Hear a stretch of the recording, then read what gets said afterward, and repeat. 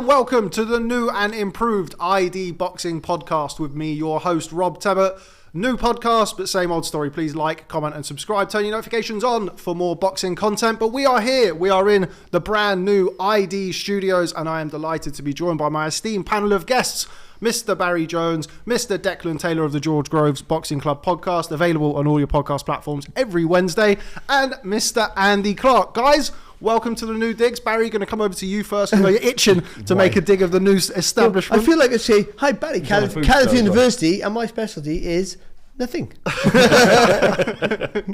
How you getting on, Barry? I'm good, mate. I'm alright. Good. Yeah, I've been waiting. I gotta say, right, yeah, four trains to get you. Oh, gotta get out. 4 trains to get you, and I had to wait like 50 odd minutes. 53 minutes. The real-time finishing of the studio. Yeah, well, we're glad that you've used the start of it wisely to complain about us wasting time. Well, I almost forgot about that. Deck, Yeah. how are you getting on? I feel quite nervous, mate. I do, because I'm back. I'm in, like, you would come as a 3 now, don't you? A throuple. And I feel like I was starting to think, I can't be a third wheel because I'm the fourth wheel. Therefore, completing, making it more balanced, which is probably correct. Yeah, but it's nice to be back. But I've got your present actually. Okay, is it here? Is it Housewarming gifts? Okay, nice. Let me have a look. Oh, look at that! It's a Caleb plant. There we go. The plant. So it's called a mini succulent. I just saw, which is that's your rap name, isn't it? That's what they call me. Yeah. But it is living, unlike this thing and these other plants. This is living. So let's say that's like a metaphor for the pod. Okay. If it dies, the pod dies. Okay, well, I'm going to keep this here. This is going to be like our new mascot little bit and pieces. The mini succulent in ceramic. Okay, you can take that off. Okay. I took the price of it. It's $2.50, genuine $2.50 from Sainsbury's. But it's a nice little plant, Caleb. That's a nice little Caleb. So that's what we're going to call it. We're going to call it Caleb. So yeah. that's the new plant for the ID Boxing Podcast. Thank you very much. Pleasure. Now the studio's complete. Yeah, just about. There we go. Andy, how are you getting on? Where's the Lococo? I was expecting where's Lococo your chocolate. present? Where's your present? We didn't expect anything from Barry. But well, just grief. I will get my hands on some. I meant to try and do it for this weekend, but as I was leaving the house this morning, my wife was in a bit of a mood, to be honest. So I just I left her alone and sort of skulked out the front door. Okay, you're fair scared enough. in your own house. That's why he was here early.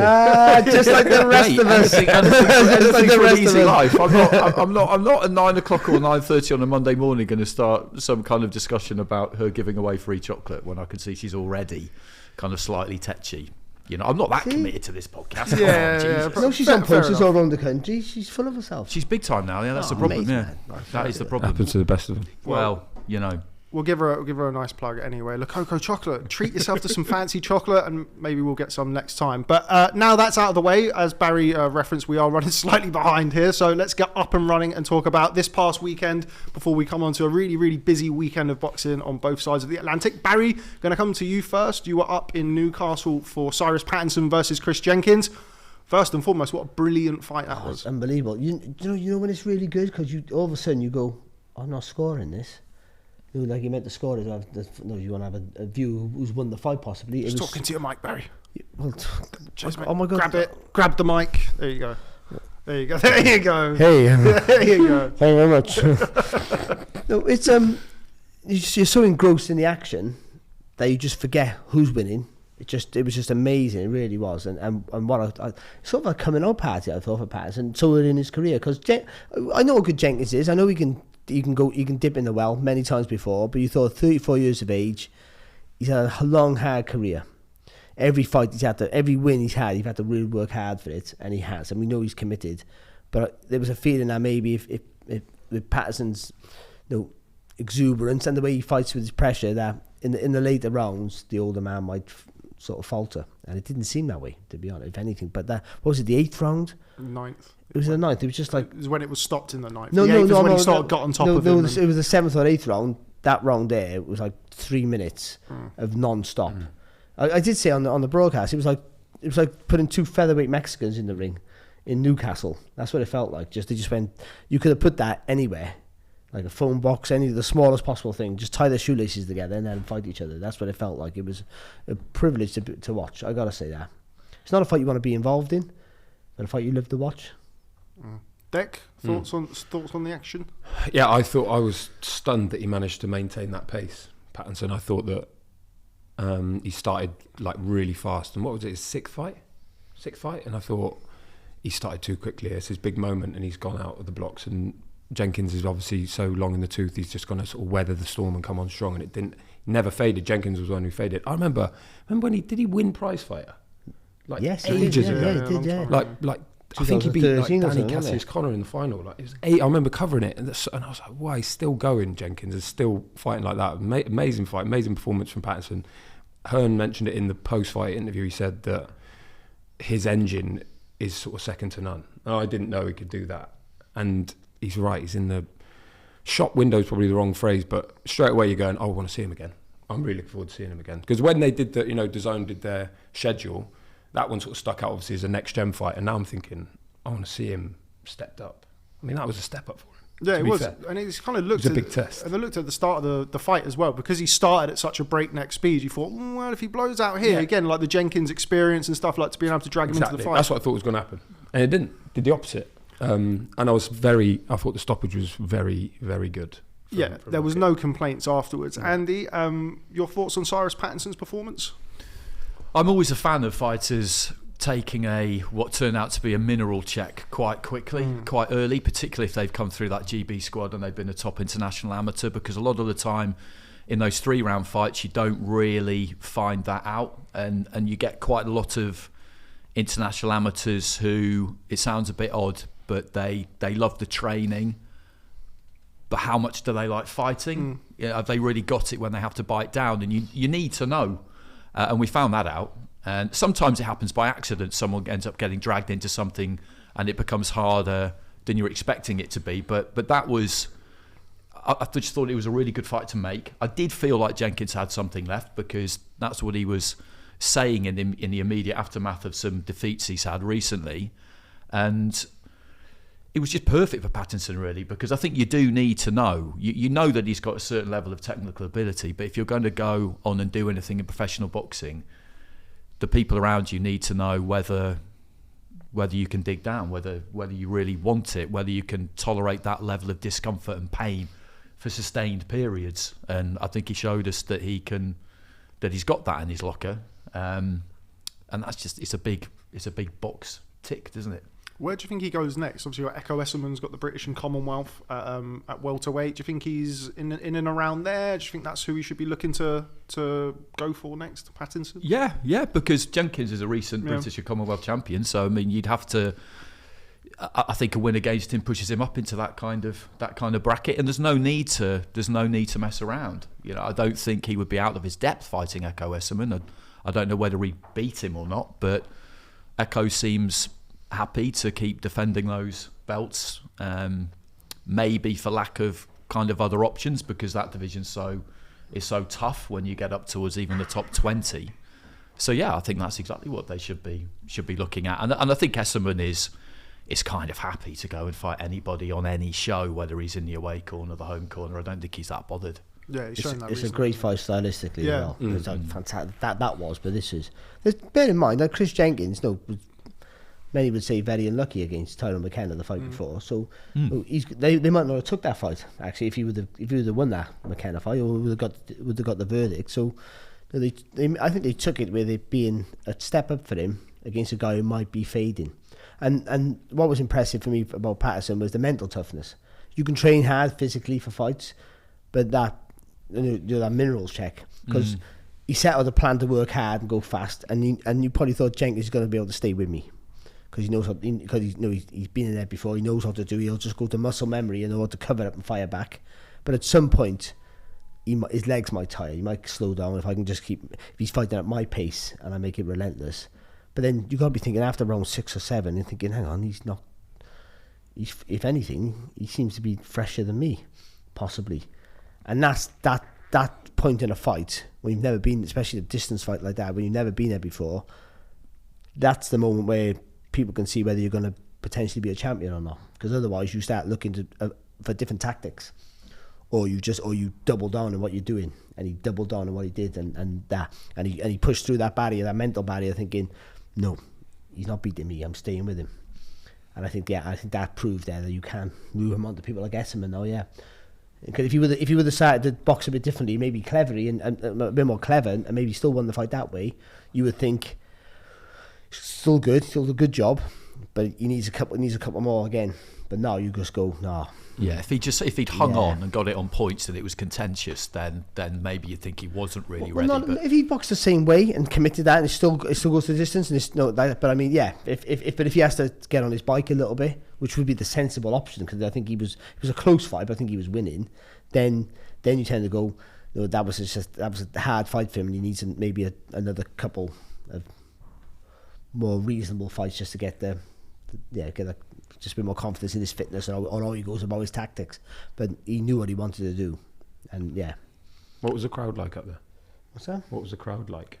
It was brilliant. Best show I've ever been on. No, but they've been starved. It wasn't packed. Let's be honest. And they sort of they condensed it down to a small. 5-0, and it's the next gen. And they sort of knew that they weren't really, but it was loud. I would what say a way that. to build it, though. Yeah, do you know what? It was the whole show itself wasn't really. I dropped myself in, wasn't when you would like, what you want stood up in any of it. But the last two fights, the McCormack fight and that fight, one was a fantastic performance of just everything, beautiful everything, and maybe looking at the guy thinking there's a world champion next. And then that fight there, that last fight, whatever happened before the show, it didn't matter. Whether it was good or bad, that fight was all you went there for, and it was worth it. People got to want to be involved with him. Yeah, fans. Yeah, that's right. But I think you can, with French, McCormack, Dickinson, Pattinson, you can sell them as a job lot, which is what they did for this, and I think they're all going to look to move quite quickly. They were all on that GB squad. Obviously, we all know about McCormack, but French was really unlucky in the last Olympic cycle because his weight disappeared. He was at 60, which was just terrible luck, and they've all got a lot of ability. So I think if you just kind of the Fab Four or whatever you want to call them, stick them on the same bill, keep them on the same bill as much as you can, I think you can create a buzz around them. They will, and momentum for things like that, tickets and selling fight, that goes quick. Yeah. And you've got a lot to work with there. Like McCormack's performance was sublime, but that fight, the Patterson fight, that's what people go for. They'll fights like that, wars like that, and it was a war of attrition after 30 seconds. It was, wasn't it? It was a really hard fight to be in, but engrossing to watch. Like even people like Mike Costello, like I've covered loads of fights, and so have you guys. But I mean, he tops us all. Throughout all the shows he's been throughout all the years, because he's 10 times that age. But even he's enjoying it, and even he was just going, that's one of the best fights I've seen. You get carried away in the euphoria of that night, and you look back and think maybe one of the best I've seen, but it was still up there with for just raw excitement. I missed the Mark Dickinson fight because I think I was actually flip-flopping between the Lucas Brown cards, the Lucas Brown and Jarrell Miller. I don't know, Barry, to be honest with you. How did Mark Dickinson look? Because he's not with Ben Davison anymore, which I only found out about a week ago. He's come back. I think that's just the way he wants to fight, and also I don't know. Sometimes you just want to be at home and be with the guy who's training from day dot. He looked good. He's aggressive, and good fighter. I don't think he has that raw. With his style, I just think that he needs to move. Like he's really good and really clever, and every punch is solid. Like they all are, those guys. So was it Burley? But he's a bit like Callum French. They fight at a good pace, but it's only that pace. There's no change in pace, and that I think they need to learn that when they're moving on. I know because he's not a KO artist. I don't think he got enough to knock people out yet. He's still young, so he's got to find the angle of attack. With the way when you're a pressure fighter like that, unless you've got that raw power, people are going to start hitting you back at some point. But he has good judgment. What they have great feet. Good judgment of the distance. So he steps in and out the target. Just like to see when he gets him on the rails, he sometimes come back in straight lines, and he could have went round the side a little bit more and been a little bit more effective. But apart from that, he was pretty good. Barry's already spoke about Pat McCormack, but we'll come to you, Andy, to assess his performance. Obviously, very established amateur. Very good against Sochi. His very Socky was very animated after his stoppage loss, which we'll come on to shortly. But what did you make of Pat's performance?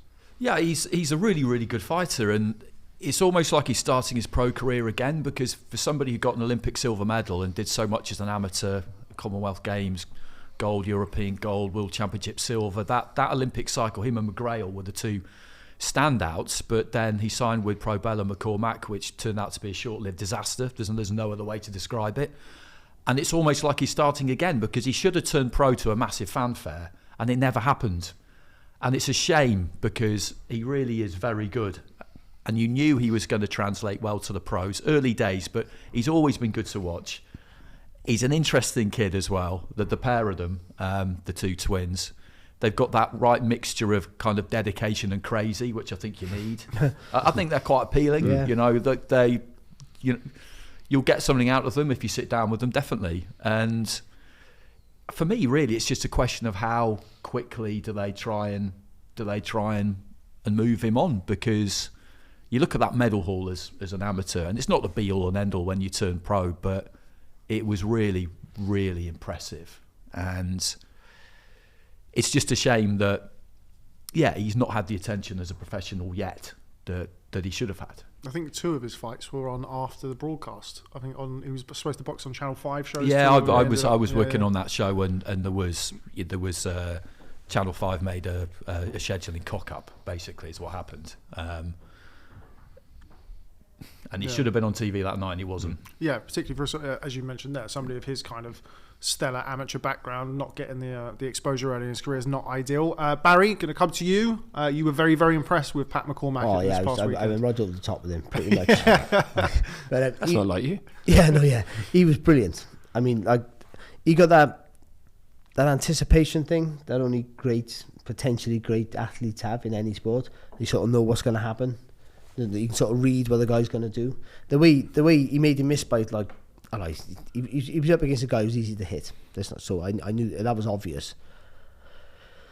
But how he made him miss effortlessly, it was just brilliant to watch. The adjustments of the feet, he knows exactly how far to step out to make you miss by an inch. But then he fires back, and he has like 3 phases of attack. He could throw in 3s rather than 2s at a time. But the way he turns that shoulder and comes back with the right hand, the timing of it and everything, never gets it wrong. Very wastes a shot. And again, he's not a KO artist, but every shot is spiteful. And there's a few little tweaks with him, but not much. And sometimes when you have a guy who's been amateur for so long and so successful at that code, you almost got to get him to forget some things when they turn pro. You want that core of ability, but you want them to forget some things, because some of the habits about being on the balls of your feet too much can make you less effective as a professional. But him, it's been seamless. You don't need to change anything. He's made for the pros. I will be, and the only things I'll say this, I don't say this very often, the only reason why he won't become a world champion is either the fighters in his weight are phenomenal, like he has like a Spence and a Crawford still at his weight, and that makes it almost impossible, maybe, or even not, but it makes it almost too difficult, or his dedication messes, or sheer bad luck. They're the only 3 things. They're 3 big things, but for ability, and I think he might be with the right people now, and happy where he is. I think he's going to be a shoo-in to win a world title. I'm going to mention there about the stoppage. Deck, what did you make of the stoppage? It's one of them where it's just kind of one-way traffic. I thought it was okay, the Italian trouble. Sorry. I thought it was okay, the old Italian trouble. Don't but you dare turn your head. McCormack, though, he was just doing what he wanted. So it was one of them where, I mean, he went mental, didn't he, when he stopped it? But it was kind of when I was like, okay, well, I'd had no real problem with it. Yeah. What's going to happen? He's just going to keep doing it for a bit longer. I think there was the round before, wasn't it? The 7th round where he got really hard, and that was probably the round where I feel like if it would have been stopped then. No, I had no problem with the stoppage. Me, I think. Well, I did say on the broadcast that if you just clip up that bit where he gets stopped, the camera's right in his face. He looked clear-eyed. He looked clear-eyed, and then. So you just go, that's a soft stoppage. And he ran around the ring and... Yeah, didn't he just... but he's Italian. They over-exaggerate everything. Big up Italy. But I mean, and they cry a lot. So when he started crying, there was no surprise there. But I was crying. But crying and cooking is ridiculous. But I would...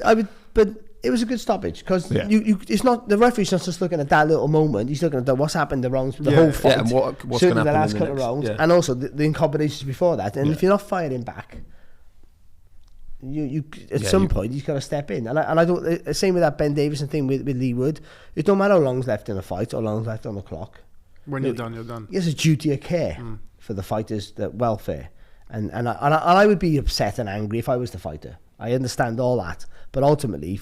That was the right choice, the right decision, and people will be screaming about it. But like most of those are the people who've never fought, never watched their family members be taken a hiding, and he did the right thing. He saved him for another day.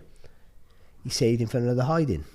Yeah, if you're taking if a fighter's taking a sustained beating, they're not really looking like they're going to go down, but they've taken 7 rounds of a sustained beating, and all that realistically awaits them is 3 more rounds of a sustained beating. Yeah. Then you may as well stop it. Yeah. Because it's no longer competitive, really, is it? And a fighter doesn't see it that way. No, of course. You don't. You'll never see it that way. It's like, well, hang on a minute, because going the distance, even if you're losing, is a badge of honour in many ways. You want to go out on your shield, all that sort of stuff. You don't want to be stopped on your feet. I understand that, but still, that shouldn't be the referee's concern or anything else. And the corner should have pulled him out. That's the truth of it. He can't have been surprised. He seemed as if he was totally, I didn't see this coming. It was sort of... I mean, every now and again you see a corner where it seems to be their mission to last the distance. I saw a fight in Germany last year, and it just stuck in my mind. It was a female fight, and this girl was getting an absolute beating. Never quite bad enough for the referee to step in. And you could see that the trainer's mission was to kind of go the distance. And when they went the distance, he started celebrating, and it just made me want to get up there and slap him, because it's just like, what are you doing? This isn't this isn't a win. This isn't about you, number one. But Gary Lockett in the very next fight, there you go. Chris Jenkins could have carried on. Yeah. But you could see the dip in energy, and he just knew, hang on, there's been a hard night for him already. What's coming, and that dip in energy, he might get hurt now. He's probably not winning the fight at this age. He took all the things into factor what he knows about him. He has more information. He's more informed about his fighter than the referee, the judge, or the broadcasters, than anybody, because he's with him all the time. He's been with him from day dot, so he knows. He had a long career. It's a fight that he's probably not winning.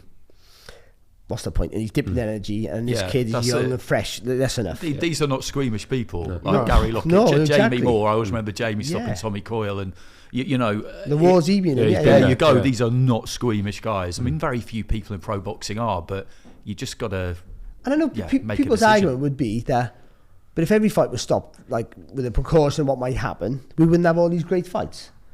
But there's different circumstances for different things, and there are, of course, and what's on the line, and all those things have to take into factor. And certainly, when you're the guy losing, like Sochi or Sochi, whatever you want to say his name is, when clearly getting beat up throughout the fight, brave as he come, and I understand that, there's no need. And the referee could. The only problem I had with the referee is that maybe 2 rounds earlier you could have said that's enough. But he did go in the corner. He did say to the corner, say, listen, you might want to pull your fighter out now, mate, and they will have none of it. So they're more. If anyone got an issue, have an issue with the corner. Yeah, that was a fight that looked to me that could have been a corner stoppage. Before we move on, because we've got a lot to talk about, Pat McCormack versus Chris Jenkins. I'd watch it. Yeah, me too. I think what you got to do, and you mentioned it there, he's got to be busy. Not just busy, but he has to be interested. Yeah. We'll talk about Benavidez later, David Benavidez later, who had suffered a bit of that in his career. He has to be like, he can't be thinking this is going to be easy for me in a week or on Saturday night. It's a piece of piss. I wouldn't mind McKenna for him, Tyrone McKenna. Whether Tyrone would take that or not, I don't really know. Yeah, but because the level, he would talk it up into a big fight, and it would get McCormack's juices flowing, because McKenna would just do his normal thing, and he would make it. It would be an event, and that needs him straight away. Good for him at this stage, I think. I don't want Jenkins against McCormack. I think the way Jenkins is clever, but he's not clever. He's a good boxer. Jenkins, he's got fast hands. He fires off when you fires, but the judgment, the distance, and the quick thinking process that he has, McCormack, just makes it really hard for Jenkins. Big as well, isn't he? Yeah, he's a big boy.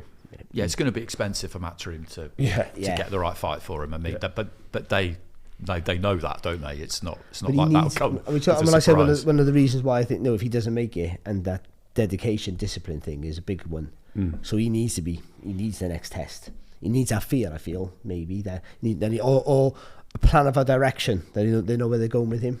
I think, and just keep him busy.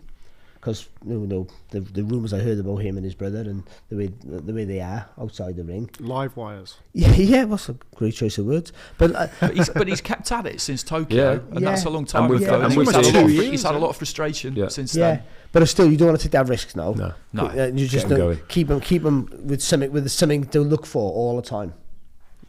Okay, moving ahead to this weekend before we get to Saturday night, stacked night of boxing. We've got Friday night boxing, Lyndon Arthur versus Brian Suarez for the IBO Light Heavyweight Championship of the World.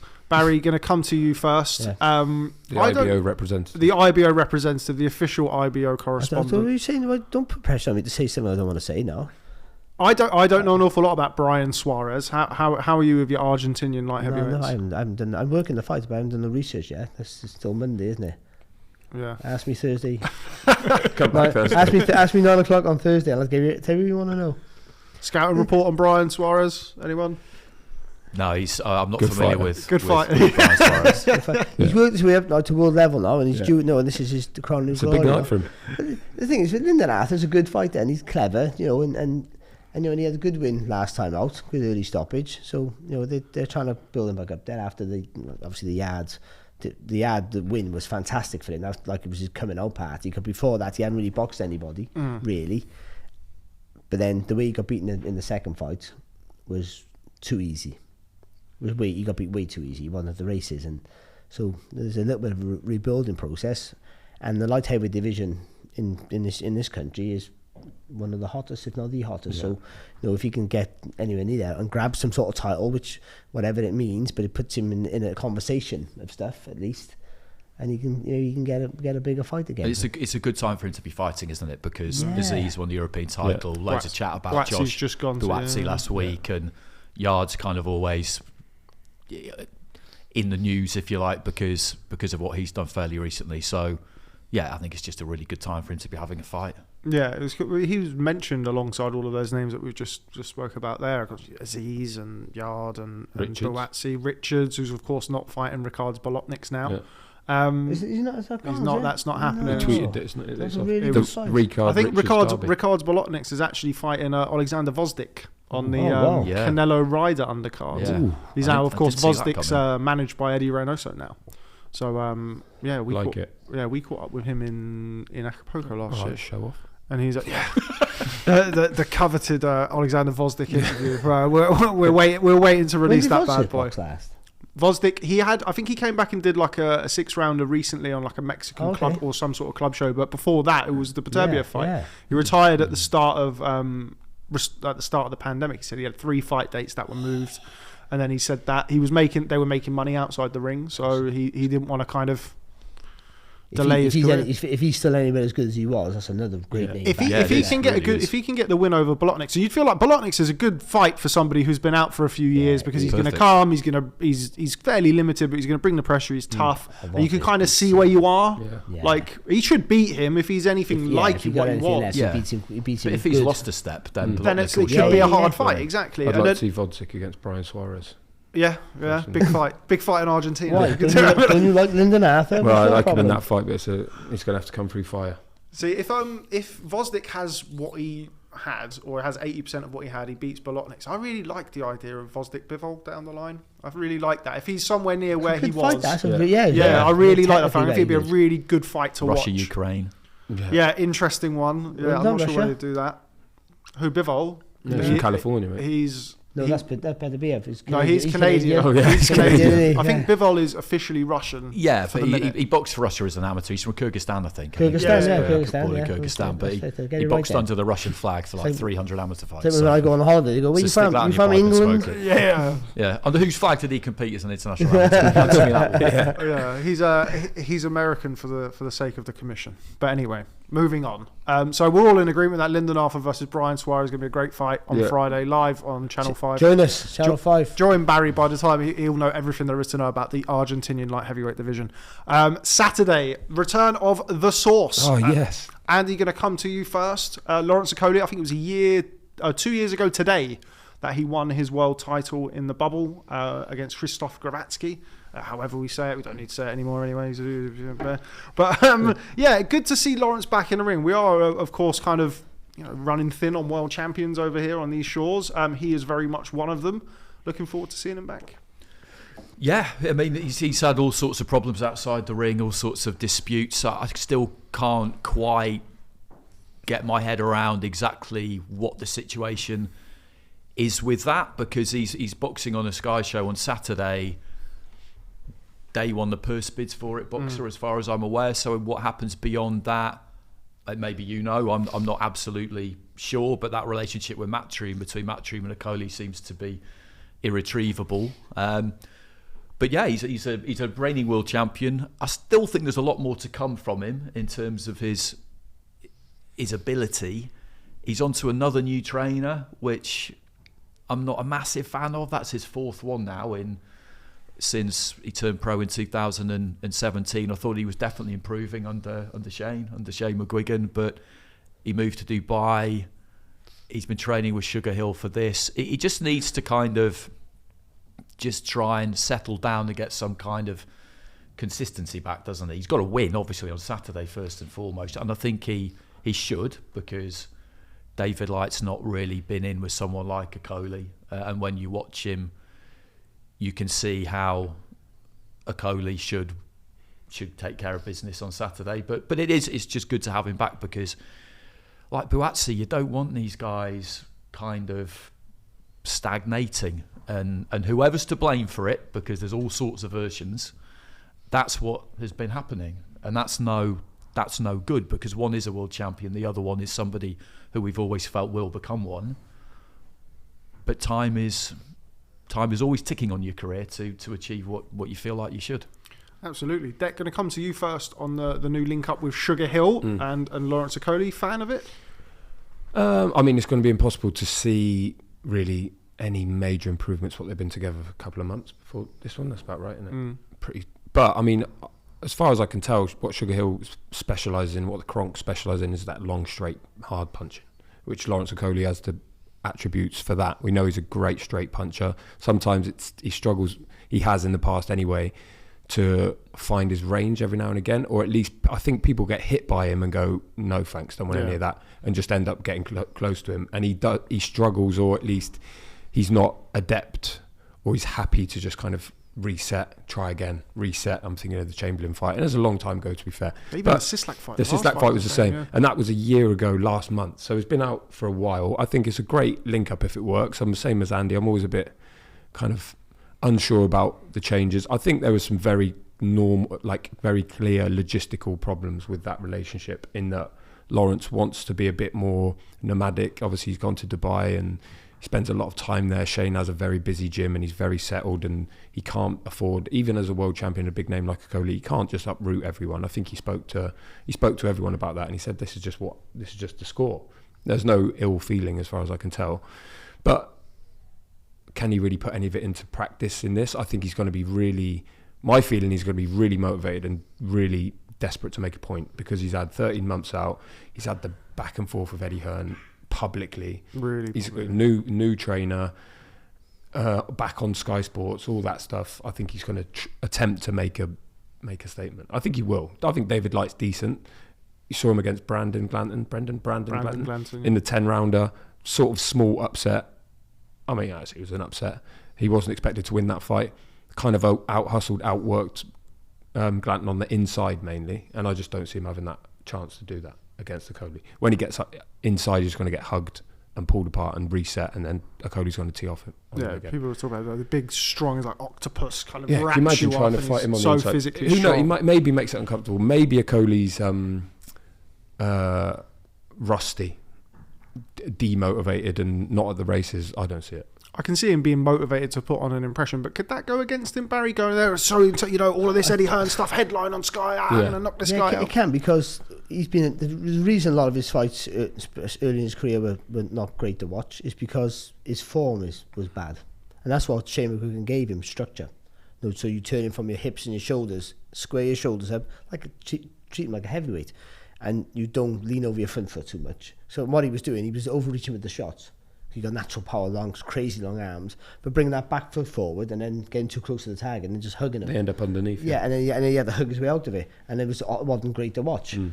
But then he went with McGuigan and he just got him using the jab and just turning from the hips like that. So you don't bring your body closer, so they can't hit you, they can't grab you, and you're getting full extension on your shots, and that's all the power is. And he looked great. And when he boxed that Polish guy, he didn't look. He sort of made a few mistakes, but it looked like a really good, perfect fit for him. And he'll probably get that with the Sugar Hill, because he's used to training the heavyweights, and that's pretty much what you do with them. David Light looks like a guy who's suited for that, because he comes forward with his hands by his chest. So he might be tough. So it's all going to bank on how good his chin is and how good to feel that. But if there's an over eagerness to impress and try, I'm going to get him out there early, and then you rush your work, someone like him, Okolie, has lose his shape, he won't get it back in a fight. He has to start off. I think with him, someone like him, because he hasn't got that wealth of experience, though he's boxing loads of competitions, his career's been relatively short as an amateur, that wherever he starts off is how he fights. So I think if he starts off in a good place, if he can maintain that, it's just about maintaining him, not making mistakes. He's still a danger, but his career seems... I'm going to say this, it's going to sound weird. He's had a quick career, like the quick rise, but he was boxing some really good people earlier on, and it seems now recently, I know he hasn't boxed for a year, but he's having one good fight, one waste of time fight, and this feels a bit like that, I've got to be honest. But it's good to get him back. Though. Yeah, well, they're mandatory. Yeah, the other mandatory was the Jazuski fight, because obviously he won the vacant title in WBO, so you win the vacant title. All these things are maybe not his fault. I'm not blaming anybody, but it just seems like for a kid who could be quite sellable because he has that chilling power, that maybe there was they should be calling for bigger fights now. He's been calling for the unification, but obviously in the last 12 months he's calling for unification. Then he's in court with his promoter, and he wanted the Bradis fight for a long time, but Bradis is dressing like Super Mario, calling out Jake Paul and losing. And losing as well to Ryakporhe. So I don't know if he'll ever get those unifications. We kind of, before we move on from Okolie, wanted to do a little cruiserweight roundup. Ryakporhe is boxing Mateusz Masternak. Masternak's the IBF mandatory. Badu Jack, of course, just picked up the WBC over there. I can't really see Badu Jack going, I'll fight Lawrence Okolie, 6'5", like basically a heavyweight. Badu Jack much naturally smaller. And also Ryakporhe is out of his contract, isn't he now? So he's just had with his he had like a dispute with, I think, the management company or the promotion, one or the other. He had an operation as well. Yeah, he obviously did both sides of the jaw, but he did his shoulder as well. Yeah, and they weren't sure how long he was going to be out for, because they were trying to look at, okay, well, do we kind of get him stripped, and then we go Masternak versus Riakporhe for the vacant belt, or kind of Chris Billam-Smith's obviously around in that shake-up as well. But yeah, I can't see Badu Jack, Ryakporhe maybe after he gets through Masternak wanting to fight Lawrence Okolie, and then of course Arsene Goulamirian, who it looks as though might be boxing Chris Billam-Smith. I know that you caught up with Chris Billam-Smith on the Toe to Toe podcast recently, great podcast. Big up Andy Scott. How do you see the kind of the cruiserweight landscape, Barry, with kind of where everybody's positioned? I do. I think Okolie's top of the tree still. I think I know Ryakporhe might be deemed as number one because he beat the number one in Bradis, but I still think that the danger man is still Okolie. He'll look good Saturday, and I think that they're probably looking at that. That's the important part. You got a guy who's mandatory, gets out of the way in devastating fashion, whether it takes him 2 rounds or 5 rounds. He'll knock him out. I feel, because he has that raw power. It don't matter how good your chin is, you can't take those punches off him. If he gets you, connects to the full right hand.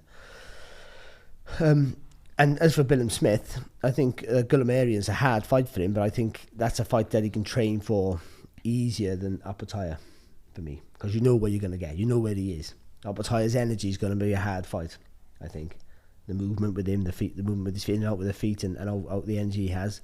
With Goulamirian, who's just so physically strong, and it's a mentally hard fight, because he's going to be on you for 12 rounds, and he can knock you out. I understand that, but I think for someone like Billam-Smith, I think I would pick that one. If that's the route they're going, that's probably his favourable route. In a fight that he's still going to be an underdog in, I would say, but yeah. So where he goes there, and Paul Riakporhe, I don't know what he's going to be looking at.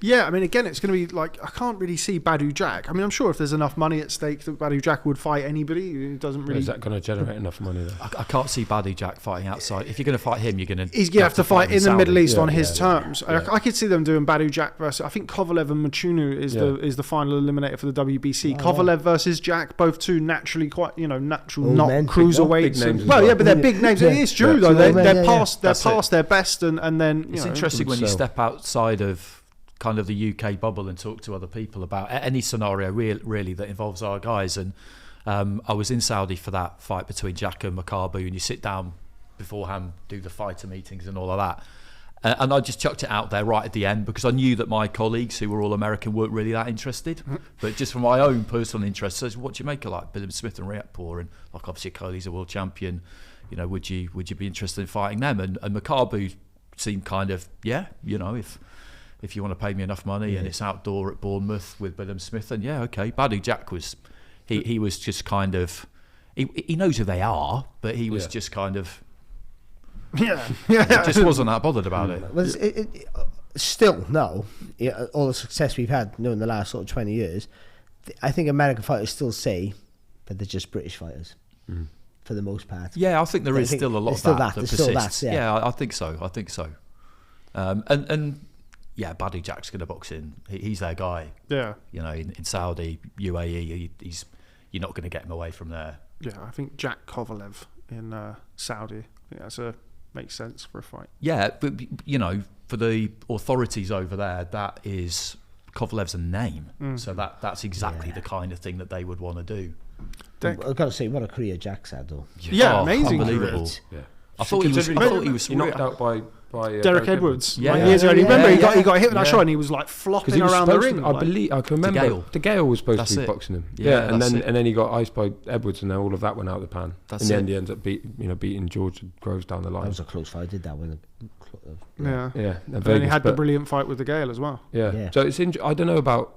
I think with CBS and Riakporhe, obviously it's such a natural fight to make, but they want a belt on the line for it. And kind of you can understand that boxer, and they've got a great stable now, but they still want that to be a big showpiece fight. Also, CBS wants to do that in Bournemouth. Obviously, he's the one with the crowd and the draw. Riakporhe doesn't draw like he does even in London, and CBS not going to come to London.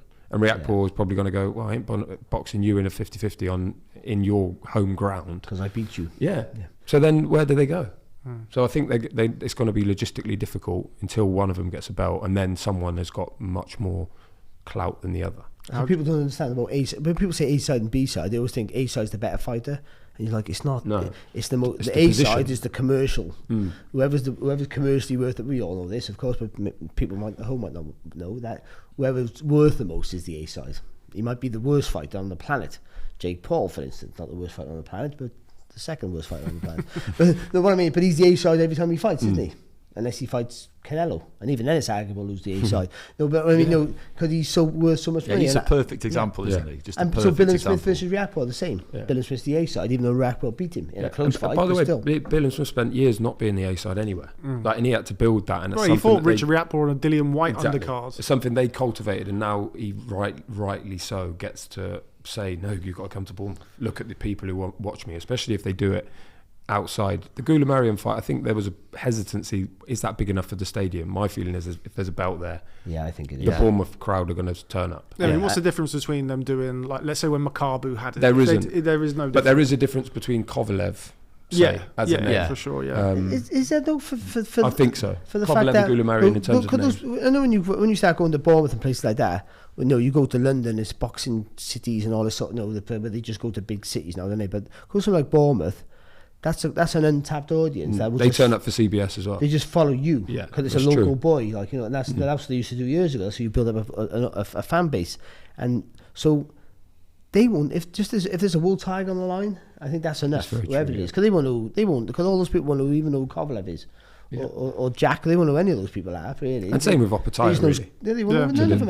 All they know is, boy, he's boxed for a world title, and he's a football boy as well, luckily, which is great. Like, all the football fans will follow him, because he's one of ours. And that's it, and it just builds from there, then, doesn't it? It'd be massive, I think, And what Billam-Smith has, he's tough. You don't look it, do we? There's nothing about him. He talks lovely, a real nice kid. He's so tough. Yeah, so tough. And you need that in that division, because to be honest, there's no all the names are not super exciting, but it's a hard division. Isaac Chamberlain, actually, on the George Groves Boxing Club podcast, came on, obviously Box CBS, and he said, my coach said to me years ago, did you give him a water bottle? But he can have one. Get in touch, Isaac. You can have one. They just turn up. But if he said, his coach said to him years ago, one day you're going to fight someone who never ever leaves a stone unturned, and you do. But one day you're going to find that person. He was like, CBS was that person. He will never, ever go to a fight. Even the Chamberlain fight, he had a 6-week camp to get his weight off. So that's actually 5 weeks once you taper on the fight week. And he was like, that's what happened against CBS. And I think anyone who fights him, world champion or not, Kovalev, big puncher or not, you're going to have to bring the against. I saw him in the gym not that long ago. It wasn't before his fight against Ojai. It was, I think, before Aziz and Caroline Dubois in February, and so I went down to see them, but he was there. Typically he was there, even though he didn't have any kind of date. And we were just talking about just living the life as a fighter, because I'd seen on a video that you guys did, I'm pretty sure, about the blue light glasses and on mouth tape Bet365 big and stuff like that. And I just said to him, well, I'm guessing you probably don't drink, or if you do, you don't drink much. And he just gave me a line that I really liked, and it wasn't on camera, it was just a chat, and he just said, I'm not talented enough to drink. I loved that. I like that a lot, because he really has gone step by step. Most of the time now people turn pro and they say, I want to be a world champion, and that's totally fine, long-term aim, absolutely fine. But it's just okay, what's the next level? Get there, have a look around. Yeah, I can do this. I can do this. Next one, like Warrington. Well, and it's just, that is the way to do it. You don't get overall then. Look, some of these kids are like, going, I want to be a world champion. But then, it's so far away that the panic and the frustration you get, why am I, after 4 years, you haven't gone nowhere. Well, if you take a fight and you struggle, say, and it's more like an area level, you have a bad night, then you might think to yourself, well, I'm never going to be a world champion if I can't beat him. But if your aim is like, I want to win an area title or an English title, and you think, all right, it wasn't great, that wasn't my best performance, but I'm not always going to be brilliant, it's not a disaster, then it's easier to take, I guess, isn't it? He's very good at that. He's very good at kind of speaking very objectively about where he is, where he wants to go. I mean, I've told he's the same. Yeah, exactly. Exactly. Another great example. I've told the story a few times about when I think he was like 2-3-0. This is before he boxed on TV, when I had a conversation with Jake McGuigan, obviously manages him. And he said, Chris, works really hard, great to have in the gym. If we could get like a Commonwealth title, maybe fight for a British, we'd be thrilled with that. And that was no disrespect, and not it wasn't certainly putting him down, because obviously he's his fighter, but you can see kind of how you've said there, he just takes each and every opportunity as it comes, doesn't get overawed. Even when he lost to Riakporhe, it was like, I thought it was a close fight, could have gone either way, but I was in London on his manager's undercard, didn't get it, but didn't kind of feel sorry for himself, then beat Craig Glover for the Commonwealth title. But also, you see fights, you go... Really big. If you get beat in the fight, you get beat. As long as you can see, and you don't make, and you got to sometimes lie to yourself, this didn't work, this happened the night before or whatever. But ultimately, if you can look at the fight and go, but if I would have done that, I could have won. Or if that was then you can go, well, I can change that, so you can see how you could have won. But as long as you can dissect your fight honestly to yourself, then you take that defeat and you work on it. And you said something about fights before he went on TV. So that's that used to be just how everyone was born. Of course, Because it used to be, it was only BBC and ITV. So no one got on TV until they were fighting for titles. So nobody got and there was only 2 fights then. It was maybe sometimes only the one. So everyone built up their profile without TV. So it's good to see someone about to do that, because it gives you a little inner steel. I've worked for this. Whereas some kids now turn pro and they get TV from day dot, and they are working hard. But also they have that air of entitlement. So when things don't go their way in any facet of the game, they're not used to that. There's that mental toughness, not just about in the fight, in fight scenario. It's what the things that happen outside the ring and coming up to a fight that can affect you and can change how you perform. But if you do it sort of the old-fashioned way, it gives you a little bit of a tougher sort of interior, more than exterior, that you can sort of just grind through. Life toughens you up in anything. I think that Riakporhe fight was great for him too, because I commentated on that one, and I did think that Riakporhe won it just. Yeah. But you look at the way Riakporhe's cleaned other people out, and he couldn't do that to Billam-Smith. And the knockdown was cool because the ropes kept him up. He didn't actually go down. I thought it was a fair enough call. He could have not given it, but equally he could easily have given it, and he did give it. But in retrospect, it's kind of a defeat that's got better with age in a way. Yeah, of course. No, you're right. Yeah, it's not even a question. Definitely. Your O goes, and I never think that's a bad thing, because it just kind of takes the pressure off. Doesn't it? Yeah. Okay, back to this Saturday. Frazer Clarke returns against Ryder Booker. We've been I think everybody's been looking for Frazer Clarke to have a step up. Is this the step up that we want to see him in, Barry? I expect him to get some rounds against Ryder Booker, but I'm not expecting too much more back. But I got to be honest. I'm not 100% sold on Frazer. I don't know why. Because everything he looks good, he talks great, everything about him is good, and he served an apprenticeship better than anyone I ever known in the amateur game. Like he paid his dues and waited. Like he bet on himself. He waited way too long and risked his whole career going down a pan, really, because he turned pro way too late. But yeah, I just want to see a little bit of it, and this might be the fight. I think he had an easy run, actually. He was hard about himself with Sokolovsky. He wasn't happy with the way before. I thought he boxed quite well as it goes. I did, but he wasn't happy with it. But yeah, I think he just needs a bit of a. I just want a really exciting performance against someone who's half decent, and this might be the one that sort of changed my mind with him. I don't think he's going to fail. I'm not saying he's rubbish, but I'm not sold on that he's going to be the next, like, he's going to be up there with Joe Joyce and all the rest of it, which is where he should be aiming and where everyone thinks he will be going, and he probably will end up there, but I'm not 100% sold yet that's his final destination. Yeah, he had the hand injury, quite a bad hand injury after turning over. Dec, what have you made of Frazer's professional career so far? I think what stood out for me, and I've been very, it's been refreshing, is that when he's had the bad opponents, he's made no secret of it. Even in the post-fight interview, normally they'll be moaning and complaining behind closed doors, but he's like, this is not good enough for me, and I agree with that. I think Sokolovsky was a good, obviously everyone knows that's a good fight for him. I think Booker's fine. I think he went the distance of Otto Wallin last year. Obviously not a massive puncher. Who else? Lost to James Toney years ago when he was an unbeaten cruiserweight. Yeah, and he got stopped in 5 by Hrgovic. Yeah, but he was stopped standing up in that fight, wasn't he? And there was, who else? He went the distance of someone else last year as well. So like rounds, I think, are guaranteed here. And if they're not, if he does blow him out in 1 or 2, that's a good. I think it's a good opponent, and that would be a good result for him at this stage. I kind of know what you mean by that. The thing is with him, I put a tweet out the other day, and it was who's going to go furthest out of Wardley, Dacres, Clarke, and David Adelaide, who are all big heavyweights from Britain who are at various stages. Obviously, Wardley British champion at the moment, and within 5 minutes, multiple people had said each of them. So it's kind of it's a moving feast, and a lot of people said it should be Clarke, but he's further down the road age-wise, obviously, in that vast amateur career and experience. I understand why he stayed on for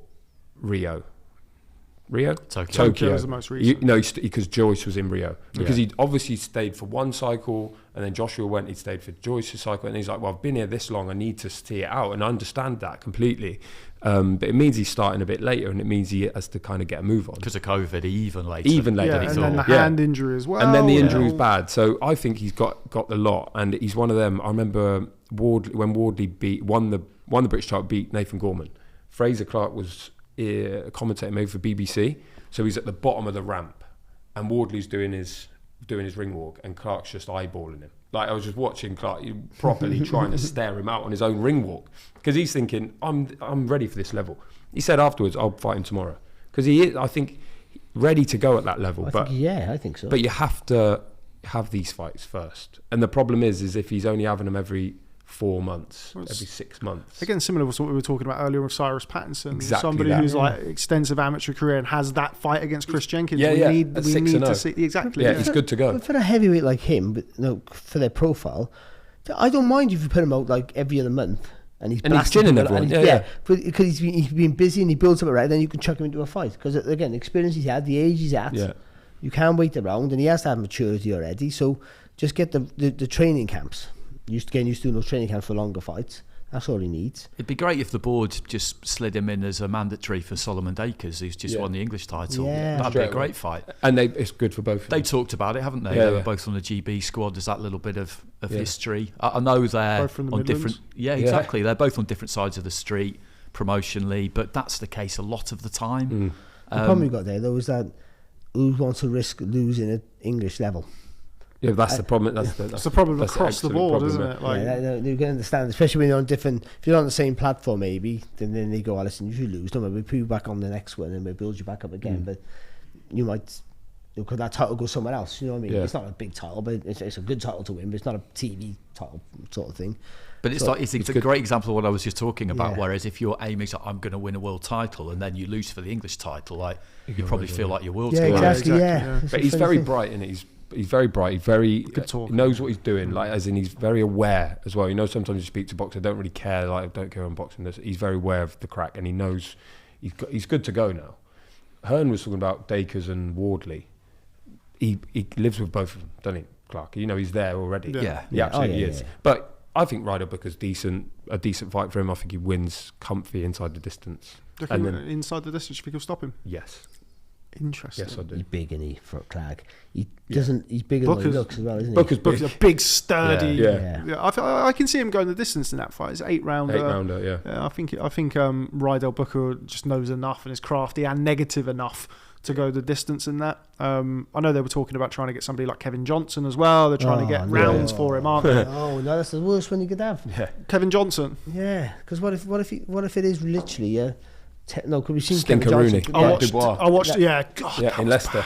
That doesn't help him. That doesn't help him at all, does it? No. Didn't Chisora have a stinker with Kevin Johnson as well? They all did, apart from Joshua. Yeah. It's funny because Joshua, I think it was Joshua's like second or third amateur fight. He boxed Frazer Clarke up in Burton.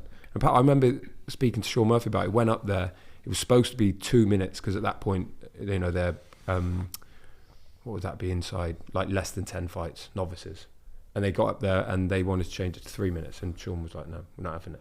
So it shows you how old and how long in the tooth and of what school he's from, Frazer Clarke. He's not just like just new on the scene. He's there, he's been there and done it.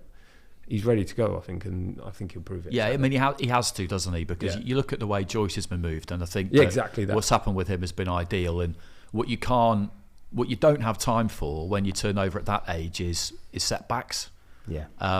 So, for example, if Dubois had beaten Joyce, then Joyce would be nowhere, really, wouldn't he? But he was always very confident he was going to win, so it was the perfect fight for him. And that's kind of the template. But it's difficult to replicate that kind of thing because Joyce started with a 10-rounder against a recent British title challenger, won the Commonwealth in his third or fourth fight, and then he was slipstreaming onto big undercards. And it's really, really hard to kind of look at anything in boxing and think, that's what we need to do and be able to actually do it.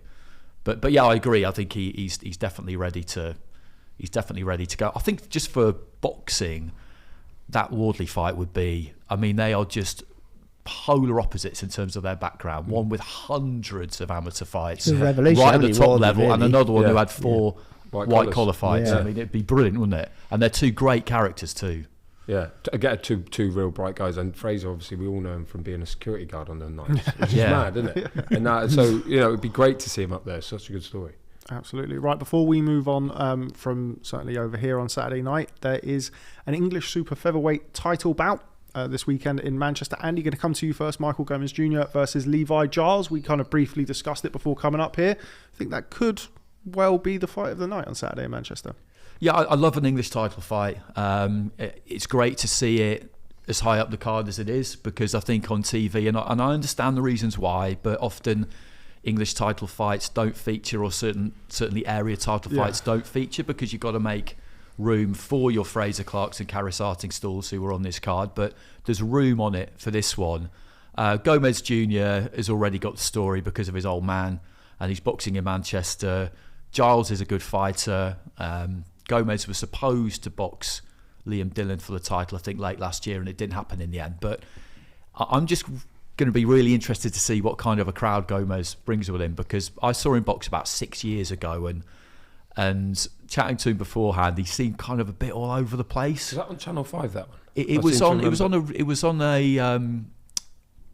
a Robert Lindemann card, which Paulie Malignaggi was over for it. The whole thing was a bit strange. And at that point, I wondered whether Gomez would really stick with it, to be honest, because you always kind of question, you know, why are sons of doing it a lot of the time? You know, what for? But 6 years later, he's still here, and he's at that level, and you're not gonna persist with it, I don't think, for that amount of time, unless you're really serious about it. So I've got high hopes for that fight. I think one of the beauties of our system is that you've got the area title fights and you've got the English title or the Celtic title, and it just means that at an early stage, if you win one, then you have challenges, and then you're just in meaningful fights then, right from that point onwards, and that's what you need. I think that pathway is great, and you can see how much it means to people to win it, because it might be the biggest thing you ever win, and if it is, then it's a big thing. You know, to win something, that's the thing. Yeah. No, I know intercontinental titles and stuff, the generation, everyone wins something. But a sanctioned British Boxing Board of Control title. Where actually you got someone's got to genuinely put you forward. So it has to accept it, not like just, if you give us 10 grand, you can fight anyone sort of thing. It's a bit different. It's funny because I bet you people are criticised, why is Sky showing an area title fight? But then people moaning, why we got these... And it's one-sided. Why don't we show area title fights rather than these intercontinental stuff? And I bet you there'll be an argument about that. It is tricky. Yeah. But Sky do it, don't they? They had, like I mentioned to you, Tyler Denny and Brad Pauls was another one the other week, 2 undefeated guys. Yeah. Tyler Denny, you got a box. No, he's not undefeated. Tyler Denny's not. Brad Pauls is, but they're... You got a box 16 more eliminated before he gets a British title. He gets a final one. But you put him up the card, and I think it will be the fight of the night, most competitive fight of the night. I think Gomez wins. He's just a bit more experienced. He's the area champion now, isn't he? Stepping up for this English title. Was he the champion here? No, it's vacant. It's vacant. Yeah. But he's done it. He's done a couple of 10-rounders already, but an undefeated opponent. I mean, it's a great fight, and I love to see it. And you got a big shout out to Sky for doing it and saying we'll stick this on TV. Yeah. Because you're right. There's big prospects on the card. Matchroom DAZN had one. Sol Dacres, Robert Ismay at the weekend. I know. That was English title. Because we see that we talk about the landscape of cards and the depth of cards quite a lot, because obviously there's a lot of people. BT, Sky, DAZN showing it, and so there's more room for it now than there has been previously to put these domestic title fights on. And as we know, if you're looking to try and pull in a more casual fan, there's only a handful of fighters really that people who don't follow boxing have heard of. And then the way to pull them in outside of that is just they flick on and see a proper terror. Yeah. And that's how you do it. There's no guarantee for that. No, you try and match fights accordingly to the prospect to win, and also for good matches, for good excitement for TV. But so there's no guarantee for that. But area title fights, English title fights, Welsh, whatever you want to call them, there's an intensity different because there's a pride thing at stake. That's it. You don't want to lose to anybody. You And don't they're on the lose to a TV guy for who the lives first around the time. corner. That's for That's sure. it. There's a different feeling there. So there is a different pressure, and that usually equates to a better fight. Yeah, they just deliver really consistently. Yeah. I did a couple of really good ones on a card at the end of last year. Jordan Perkis got a win. Martin McDonough came back with a final round knockout against Conor Marsden. They were great. Yeah. Just really good fights. Just really, really good finishes. And we've jinxed it now. It'll be terrible. But they're on Sky. They're on Sky Sports as well. So it's big. It's a big opportunity for them and a shop window. Oh, you forget when you're young. When you first get your first fight, I think I boxed Kelton McKenzie first time I was on Sky. It was on the undercat. Remember when Chris Eubank? You can't remember this. You were all babies. Chris Eubank did the world tour. Yeah, no, I remember. Yeah, he went to Germany and Ireland and Wales. Did this world tour for like 10 fights, 10 million quid or something like that. It was crazy. And he boxed Sam Story for defending his world title in Cardiff. I got on the undercard and I boxed Kelton McKenzie. He was a big puncher. He was a good fighter, Kelton, actually.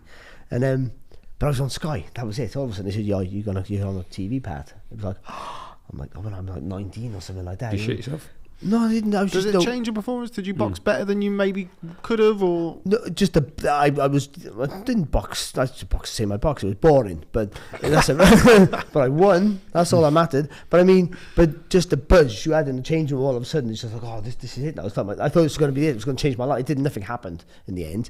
But I mean, I thought it was going to be my breakout fight because all my other fights have been like in leisure centres in Cardiff for no money and no one saw them. Except for my people who I sold tickets to. So it was a big difference. Like it was a huge difference. And you thought, like you got you get a little feel and touch and taste of what it's like to be, a big name, because you're just around it and you're at the way in, you see it. And it opens you. It gives you more inspiration to want to stay in the game.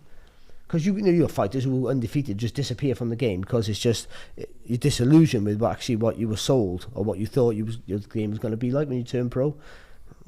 Not everyone's. I'm not famous straight away, or I'm not rich straight away, or I'm not getting the big fights or the attention. No one gives a shit about me, and then you get that, and it's still not you, but you get it by proxy, just being around people, and after that, then like I was just buzzing for ages. I don't know. Yes, made it all about me. But thanks, Michael Gomez Jr. No, but with Gomez, if he sells some tickets and they all turn up in sombreros like they used to for his dad, and it's a really good fight. And then Boxer realise, and he wins, and Boxer think, all right, well, when we're in Manchester, if we stick Gomez on the card, that's what we'll get. Yeah. Then why wouldn't they? And same for Levi Giles. He's looking at it from his side. He's a Carl Greaves guy. He's boxing out of Grimsby. I don't really know how he does on the ticket side, but over that side of the country, we've had people who do well. You look at like Spellman, people that I've struggling to think of anyone outside of him, but at the same time they have got a little bit of a captive audience, so maybe he does pretty well on that side, and it's just a massive opportunity. And also, if they use these fighters and say, no, not every fight's got to be a world title fight, and they can do a show on a Friday, like the Bournemouth sort of show with Chris Billam-Smith, and go in a leisure centre. Yeah. Who goes in the leisure centre? No, but what I mean is, you've got a British title like Michael Gomez Jr., say he boxed for a British title or something, and like in a leisure centre in Withamshire, it's packed out. Yeah. So great, like they used to years ago in the 90s, it's packed out, it's a great atmosphere. And with all that TV money, so you're not worried about the ticket sales. All that TV money you got, you can make it look fantastic. It doesn't matter where it is. You just see the ring and the crowd. Yeah. And they're the nights that I loved growing up, because that's all it was. Big arenas were just like never happened really. Stadium fights never happened. So it was like one every 4 years or something. You know what I mean? They're less than that. And like even big arenas, because they never had big arenas. No, they're a relatively new thing, really. Let's be honest. Wembley was the NEC was the biggest one for a long time. That when Colin Jones boxed Donald Curry in 85, he had to go to the NEC because that was the biggest one. That was the only big real indoor arena they had. So there's an obsession with arenas now. I mean that's everybody wants to seem to go to an arena, whichever one it is, and if it's half full, then. They'd rather do that than pack out your call or somewhere. When you fight and it's empty, I mean, it doesn't you just focus on the fight. But I mean, when it's like that's why everyone loves the York Hall, because it don't take a lot of people to fill it. It looks great on TV as well. And even if you can't fill the top, if you fill the top as well, it's brilliant. If you just fill the bottom, everyone's closest. You can hear it. You can feel the atmosphere. It's hot in there. Everyone's sweaty for the fighters. That helps. All of a sudden, you feel like like you do as an amateur in the bear pit, and it gives you. If you can't perform with that in that environment, then you're not really meant to be a boxer anyway. That's the truth of it. So in a smaller venue, in a packed venue, it helps. Yeah. It helps us. It helps just do our job. Everybody. Broadcasters It's and better everything. for literally everyone. Because if this one's early as well, there'll be barely anyone there apart from the people who have bought tickets for that fight. And it was the same with Denny and Paul's, for instance. It's not a packed arena, so they're having this mad fight. I remember when there was that little spell at 10 stone with like Dave Ryan and Tommy Martin, and they sort of all boxed Ricky each other. Boylan, Danny Connor, them lot. And the fights were Tyler unbelievable. Goodjohn. That was a brilliant round robin. Yeah, but it was like it was always at sort of 7 p.m. or whatever it was, and they were all from kind of Essex, the Fens. If you stuck that there, it would have been tremendous. It'd be packed every time in this top of the bill, and so I totally agree. Right, before we move on to the sunny lights of Las Vegas, we're going to go to the sunny lights of Telford for Andrew Cain versus Onat Baluta. Andrew Cain, obviously at the thriving gym up in Liverpool. Andy, I'm expecting a good fight. Baluta is one of my favourite away fighters that we've had of recent years. Absolute mental opponent, as Dex just referred to there. Looking forward to that one, Andy. Yeah, I like that card as soon as they made it, and that's not a bad example of what we're talking about because they're taking that one to Telford. Yeah.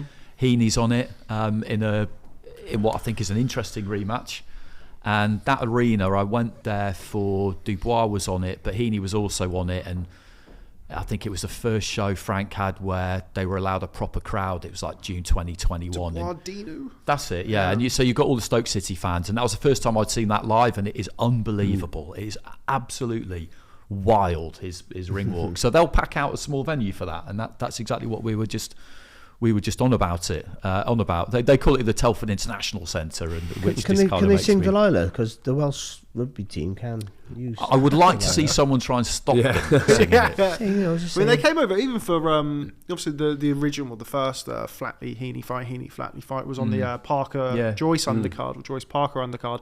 And they made they were even crammed right up into the far corner. You could hear, couldn't you? It was brilliant. It was a mental atmosphere. I was there for that, and it was shaping up nicely, that fight too. Yeah, it was shaping up nicely. It's a hard fight for him. It is. Yeah, it definitely is. He'd won. I think he got stopped in the 5th. I think it was for the head clash, or the 4th. Yeah, it was the 5th because they went to the cards. So it was 4 completed rounds because they did go to the cards. But it was just starting to heat up, wasn't it? Where Flatley, a lot of people. Heaney made a good start, but then Flatley was coming back into it, and I looked at it and I just thought you could have 3-1 Heaney, you could maybe have 2-2, and I know Alex Matvienko in Flatley's corner was devastated when it was called off because they felt like their guy. Of course, they did. I mean, in the Heaney corner, I'm sure it was different, but they felt like their guy was coming on. There was a long way to go. He was looking good, that fight. So, and I'm pleased Heaney took it because he could have avoided it if he wanted to. But what for? If you're going to avoid that, then what are you doing, really? But it's not him avoiding it. If it was avoided, it's his promotional team. Yeah, it wouldn't have been him. Yeah, exactly. No, you got a ticket seller like that. You don't want to get him beat. Yeah. I think that's why a lot of people, when it was first announced, everybody was surprised really, because Jack Flatley is obviously a capable fighter. He's not a natural middleweight, but still he's capable. But he might very well beat him. By the way. Yeah. And it was. I'm I don't know if I fancy him, to be fair. I'm not quite sure. It was looking. You've said there. It was kind of cut off at just at the point where it's like, okay, it was just starting to get really interesting. But I mean, the cut was horrendous from what I remember. Awful, yeah. But yeah, okay, right. So we're going to move on. The good thing about Saturday is we got boxing on 2 channels at the same time. So that's always nice. Got boxing everywhere this weekend. There's lots of boxing. As you put it on Twitter, a shit ton of boxing. A shit ton of boxing this week. I felt it was apt. Yeah. You know, after a less than stellar weekend this past weekend, staying up till 5 o'clock in the morning to watch Jojo Diaz against Masito Hester. I didn't see you at Newcastle. No, I wasn't there. Ryan was there. Obviously, Ryan is based up that way, so he was there. But I was. What you're talking about? Hey, Ryan. I was busy on Twitter watching Ade tweet stuff about your genitalia. Yeah, wasn't that weird? But anyway, moving on. Shout out Katie Hearn every time. An SJA nominated presenter to be tweeting about. He left his phone open. I tell you, he left his phone open next to me on Twitter. So you took a picture of your. And I just typed in. I've just seen Barry Jones's penis and it's massive. And then I had to text Katie Hearn and say, listen, if I've upset him, I'm really sorry. Like, Addy's hands are clean. I didn't want Addy to get the blame, that's all. I thought, actually, if he gets if people... It was only a joke, and it's one offensive. Barry was trying to sabotage Addy's... No, it wasn't offensive. It was only a joke. And it's clearly that I've done it. If anyone would read it, he's not going to say that, is he? Even though it's true. Like, he didn't see it, but it's true. But like... I never thought I'd say this. Let's get off Barry Jones's penis. And let's talk about Las Vegas this weekend. David Benavidez against Caleb Plant. Deck, going to come to you first as our resident Caleb Plant ambassador now, apparently. I'm really excited for the fight. It's got a bit of everything. You've got, both experienced guys, really, even though Benavidez is still fairly young. It's got a bit of needle between them. You've got like videos of gym fights and squabbles and stuff a few years ago. Can't really see how it disappoints. Proper box office. And you say I'm Caleb Plant #1. I am an unashamed fan of David Benavidez. I've been for a while. He's got that bit of like, obviously he's a great fighter and he's powerful and his combinations are scary, but his whole backstory of being like the fat kid, and obviously had his brother who's this phenomenal amateur as a junior and everything else, and he's just like Benavidez, not Rob. Very good. I wasn't a fat kid actually. I'm just a fat adult. So I've had to grow into the weight. Yeah, you've done the anti-Benavidez. Gluttony. He's just in the background in the gym, like 15 stone or whatever, and he's saying people took the piss out of him, and he's like, "I'll just beat you up then instead." And we mentioned it. He had this like, he had the drugs ban. He's missed weight before and stuff like that, but he is angry. And he's one of those fighters, and I'm sure Caleb Plant, he bought the domain name, the davidbenavidez.com, and sold merch from it and stuff like that. Plant, like, trying to wind him up. It was great. And by the way, that's some elite level shit. Yeah, and you should say as well, the merch is the best merch I've ever seen, that Plant. And you could tell. Better than the GGBC? Apart from the GGBC, but so just hit the stores. We didn't do t-shirts yet. We want to do a collab. But anyway, it's all sold out. That Plant stuff is sold out. But anyway, he is just trying to wind Benavidez up because I think he thinks I get him so angry, he fights on emotion, and I'll outbox him. I think it's a bad idea. It fuels the fire. Oh my god, badly. That's what I think. But he makes mistakes, Benavidez. Yeah, and he will when he's angry. With his he comes forward though, and he's so aggressive. He makes mistakes, and I think he wants him to make more mistakes. He brings that back foot forward and squares up quite a lot. He throws off it quite well, but against someone who's so clever and with a good jab like Plant, you'll want him to be over. You think he can keep him off? No. I think he's ahead Plant. I do. Yeah. I think Benavidez has a better start than Plant actually, and I know you tend to think the boxer has a better start and Plant wears him down. I think Plant has a better start because he has a good jab, and I think I think he'll struggle with the jab. Benavidez, I know he's big, but I think he'll struggle with Plant's jab because Plant will punch up, and his footwork will be better. But I do think that after about 4 rounds, Benavidez will start. And it'll be a close fight. I think Plant will be ahead, but Benavidez start having some effect. And I just got a feeling that he gets him really late. Like a Canelo sort of one. Yeah, pretty much. I'm not just saying because Canelo's done it, But I there's think a blueprint. There's a relentlessness about Benavidez, different which is really sorts hard. of pressure, though, isn't it? Like Canelo's sort of like front foot pressure, make a mistake, big singles, whereas Benavidez is big volume, shots, yeah. volume, and But they're hard as well, and also what he's good with, he works the body well. Yeah. There's variety in his work. You know, it's never just straight shots. It's always something else with it. But he can make mistakes. So and so there is things to work on. It's hard to pick a winner, I think. Plant's not a runner though either, is he? And we showed that against Terrell. He's not just a runner. I think he might just get tangled up in something at some point and get knocked out. But Plant as well, like he's like the American dream, isn't he? And I feel like he's, especially if you watch that All Access, which was amazing. It's so good to see that back. But like they've obviously edited it to high heaven, where it's like this guy has everything, Benavidez has nothing yet, and it's kind of that battle. Plant got like a wall with 200 pairs of Jordans, used to live in a trailer park, and he's made it. And I bet he has been knocked out by Canelo, and he is against this big puncher and a big guy in Benavidez. So they're going to be a long 12 rounds, I think, for him. Is that a wall of trainers, or just loads of trainers. Lots of people called Jordan. He's not a human trafficker, is he? Loads of trainers, and he just selects them. If anyone will order a Jordan. Yeah. But I just think it's a no belt on the line, is there? It's the interim. That's great to see. Not a single belt and a fight of this magnitude and this interest. The WBC interim belt, mate. Well, it's not, because we've got an active champion. Yeah, I mean, so it doesn't count. While we're on that, there's 6 WBC interim belts, 5 of which are held or will be held by I know he's your PBC mate. fighters. I know Maurizio Sullivan's your mate, and you're sticking up for it and getting him their sanctioning fee. But that belt is it a rematch clause as well? It's a fight. It's essentially a glorified eliminator, which is great to see a fight of this magnitude with no belt on the line. Yeah, I mean, the problem that we have with it, and the problem that I always kind of I'm keen to reiterate with my friend Mauricio, is that it's interim belt. So if when somebody wins, are you going to order Canelo to fight them? Well, I don't want to speculate. Canelo. Yeah, I'm going to order Canelo to do anything, actually, mate. While we're kind of hovering around the subject, you mentioned earlier about David Benavidez and Young and being in the gyms and stuff. Our mate Eli Sekmak, big up Eli Sekmak, reporting. There's some good videos of I think he was sparring Kelly Pavlik when he's like 15 years old. Benavidez, when he's young, he's 15 years old, sparring Kelly Pavlik. There's another video of him when he's like 11 years old, when he looks like the fat kid that you were talking about.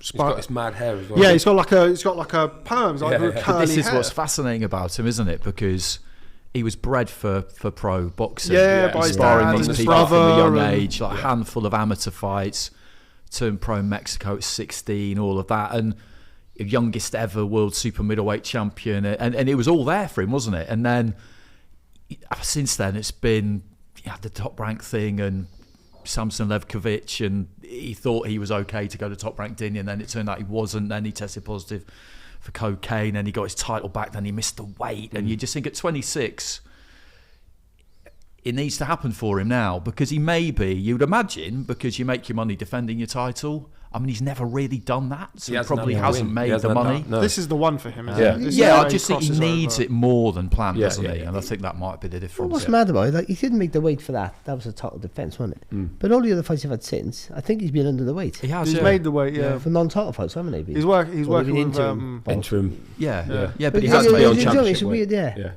But he's one of them where all those issues you mentioned. Ducking Canelo, he was. Is I think a lot of it is about focus and dedication and application, and then when you get it right, like when you have to in this fight, and when you want to, then it all comes together. And I think this is the fight for that. Yeah, it has to be. He's at that stage. So if you can't focus on this, then he's not. There you go. Yeah. But I feel like he is. But Plant, because of his upbringing, and he's tough. Yeah. As well, he won't shirk. He can punch as well. He's not going to dance around. No. Yeah, he'll be a fight. But I do think that the fact that the acceleration and pace in the work of Benavidez, how he explodes into combinations. The combination punching, I think Plant will struggle with that. Yeah. Do you think as well that it's a great fight? Yeah, and do you think as well, having done it yourself, that Plant is absolutely rock hard, as we know, like you said, and he's been a world champion, but because he's boxed Canelo and he's made that Canelo bag, maybe subconsciously he just doesn't need it quite as much as Benavidez does, and he might. And that can be the difference. You put yourself on a level. This is my level now.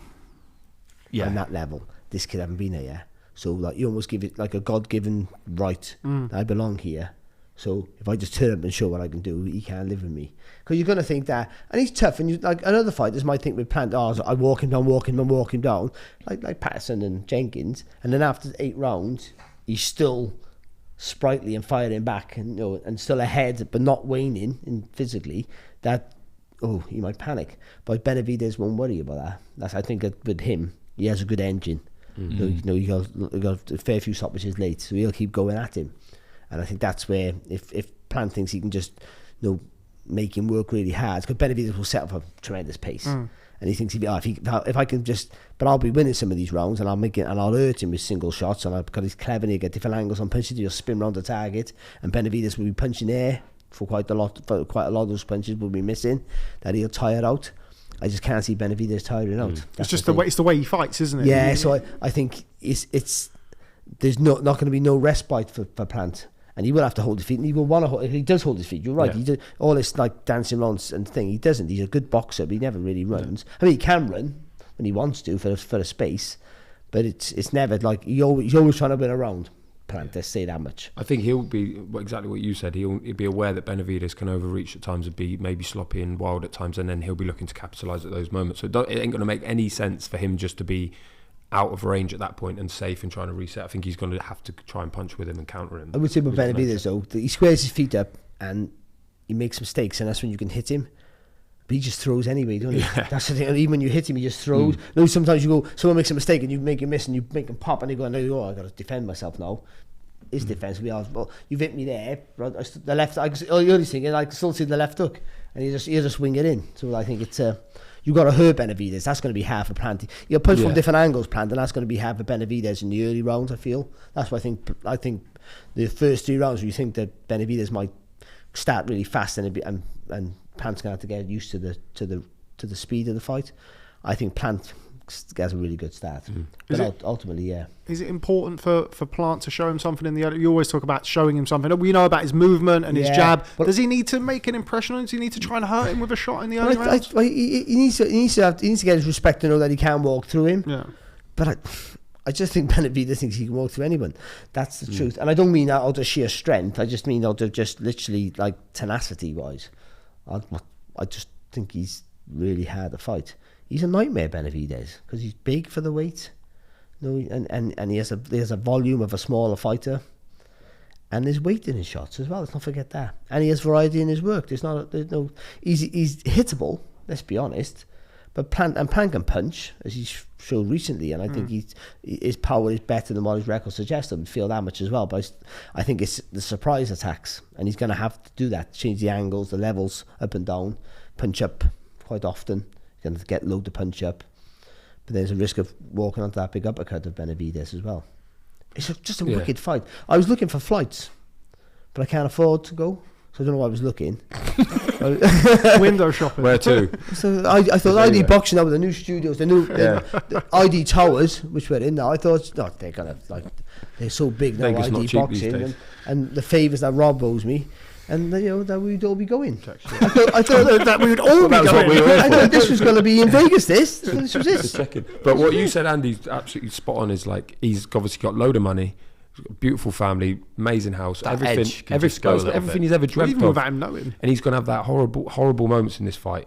There will be horrible moments for him, and it's like what flashes through his head at that point. Is it I need to do this, or is it like Yeah, and it will come. Even if he wins, he's going to have to go through the fire at some point. There's no way he's going to be able to just pitch a 12-round shot on the back. He'd argue, well, I'll think of them, and that's what's going to drive me forward. But it might be that he goes, I've done everything I've ever wanted. It's not a conscious thing, is it? No. I don't think. And that's why I asked you, because you're the one out of us who's done it, and it's not a conscious thing. You will feel like, of course I want it as much as I always wanted to want. How fucking dare you even suggest it? But then you'll discover needing it. That's it. That's exactly it. And at that moment, that's exactly it. But the fighter will discover halfway through the fight, they're sat on their stool and it's getting really tough, and they're just thinking to themselves, I'm not just going to quit, but I can feel that what I need to get through this, it's maybe not quite there like it used to be. There's sometimes I think when people, whatever your aim is, British world titles, multiple world titles, whatever your aim is, once you get to that aim, the focus can change or dip. That's it. Richie Woodall talks about it all the time. Once he won the world title, he was done. Yeah. Even though he tried to carry on fighting, he was still a good fighter. he didn't have that same like dig, whatever it is, that dog, whatever you want to call it, because he I've done it. Yeah. It's that. Yeah. And your life changes forever. And you can't control that kind of exhalation. You can try and stop it, but you can't stop it. And once you've earned the money, I'm talking. I have no thing for this, but there's that you have all of a sudden, for the first time in your life, you have that safety blanket that you never had. You never had that before. That's a difference. That's a different thing as well. You know, because when you're not a marketable fighter, you know this much when you're on your way up. That if I lose, I'll lose again. Depending on what you create. But if I lose, I'm gone. No one's going to want. No, I'm not very promotable. I'm only promotable because I keep winning. So once I lose, I'm done. No one wants to see me ever again. So that gives you that, because there's no safety blanket. When you come from nothing, you have nothing. You can fall back. You go in. I got to try and get a job. That's it. And can I get a job? Or your life changes then. And so that and it's sometimes worse when you almost get there, because you're earning money.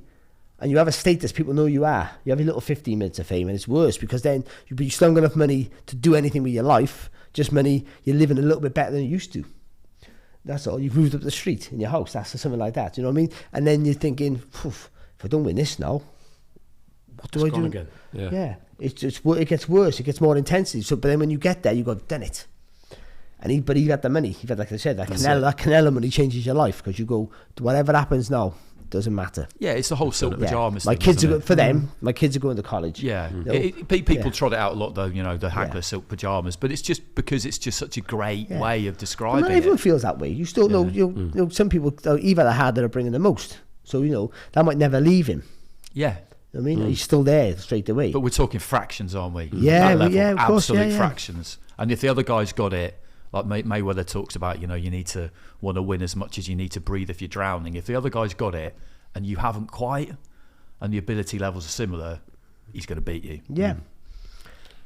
Then we get the winner of Benavidez Plant versus John Ryder for the undisputed super middleweight titles. It's going to happen. That would just be crazy, wouldn't it? Yeah. How much money would you put on that? Huh? How much would you get for that? I'm betting on. So Bet365. There we go. Bet responsible. No, you don't still do the zone bet, do you? What's that? Do you still do I'm the doing zone one bet? this week. Shit. I was doing one this week. Best 15 minutes ever. That is. Get Addy to tweet about it. Well, yeah. Yes, I will. While we're hovering around the subjects, we have, of course, seen in the last week and a half or so, John Ryder versus Canelo Alvarez going into the Lion's Den. The gorilla in the Lion's Den. The gorilla in the Lion's Den. Do you know what? I felt sorry for him. I thought, he's got that Canelo fight. Good for you, John. Like, John's a great guy. He's a lovely guy. And it's just a bucket list of fights, isn't it, if you're that weight? And he gets that Vegas fight. You got to go to Mexico. He wanted to. But he wanted to go to Vegas. No, not if you listen to the George Shove Boxing Club. Well, luckily, Where do you listen to that? we don't, right? Until we get a T-shirt, or a hoodie, or a paper cup, whatever you're selling. But I mean, but the whole naming lights in Vegas, it's like the boxers would dream of. You know what I mean? And I think that would have been great for him. It's fine. He'll get the rematch. But that stadium, have you seen the stadium? Yeah. It's unbelievable. Yeah. Like, it's amazing. Now I think, what a result I think is. What an occasion. Yeah. I bumped into him at the Islington Design Centre. You Fury Chisora, John, not Canelo, but the Fury Chisora weigh-in, and I hadn't seen him for a while because I haven't covered his fights for a while, but I did quite a lot of his sort of early-ish ones when he was in late single figures, like 10 years ago, stuff like that. So I know him a little bit, and I just said to him, I really hope you get that fight because you've kept going and kept going and kept going. Could have got it against Billam-Smith, didn't get it, and we all know the kind of knock-ons of Catterall against Taylor. We all know the financial implications of not winning at that kind of level, and so I'm just really pleased that he's got the fight, and I don't see any prospect of him kind of letting himself down. He's relentlessly lived the life. He's got one of the most bone-crushing handshakes in boxing. I don't know if you've ever experienced that. It's just really pleased for him, to be honest, because that is life-changing. That's life-changing money. All of a sudden, he'll make more in that fight times however many for all the rest of his fights put together. Yeah. It goes straight in, though, with Hannigan Curry and Ray Robinson at Earls Court as maybe the biggest one. And Stracy Napoli maybe as the biggest one. Yeah, if he wins. Yeah. Yeah. Because you're talking arguably number one still, but certainly the biggest icon in the sport in Mexico outdoors. Yeah. First time he's boxed in Mexico in 11 years. Oh, Canelo. it's wild. Was Ryan Rhodes the last one, was he? I think so. It was 11 years ago. Or was it? Yeah, was it? Let's have a look. I know it was 11 years. Okay. Where was the Yildirim fight? Vegas? Yildirim was in Miami. Oh, People are like making out like this is like another Canelo Yildirim yeah, but fight. it's a mandatory as well, which is. But anyway, it would go down as maybe the biggest one.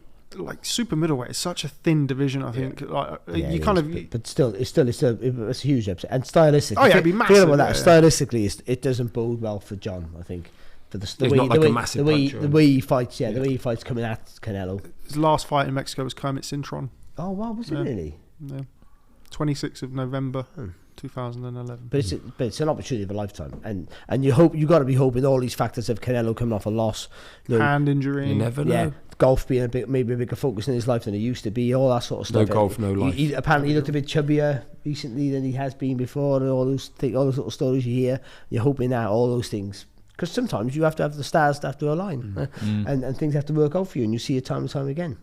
No, Donald Curry with Lloyd Dunnigan. No, but unbelievable result. That's still the best ever. No, or Jose Napoli. Yeah, and Ray Robinson. Jose Napoli was at the end of his career, but still a great, fantastic win. Randy Turpin. Yeah, and Ray Robinson he's never been. You know, he was doing a European tour for fun money. Yeah, he had one loss, hadn't he? He lost to Jake LaMotta, and then he came over here and he was having a good old time. He was playing around, wasn't he? But that's Rambo still beats him, and it's one of the greatest wins of all time for a British boxer. But you know, and Stracy versus Napoli never gets enough press. No. How good that will win. Saw him at Riakporhe doing the karaoke, mate, towards the end of last year. John Stracy, we had him in our house. We were on the bar in Twickenham, and we had him in there singing years and years ago. Good singer, John. Good laugh, yeah. John Ryder. John Ryder, yeah, John was a great singer, John. when he got stopped by Nick Blackwell, didn't he? Yeah, because imagine like you fast forward in however many years, and it's like, he's going to fight. Still, I agree with what you're saying. If Canelo's probably not pound for pound number one anymore, certainly not for me, but he's like in the conversation, and he is the name, icon. The biggest name in the sport. Yeah, you'd have thought, nah, probably not. Even like when he got the wrong end of the stick against Callum Smith.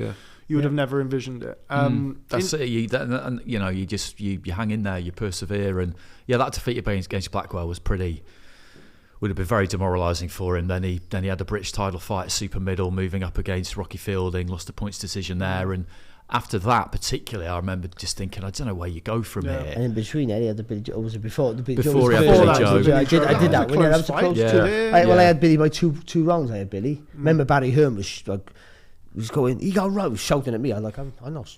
I didn't know what it was. He just went, he got robbed.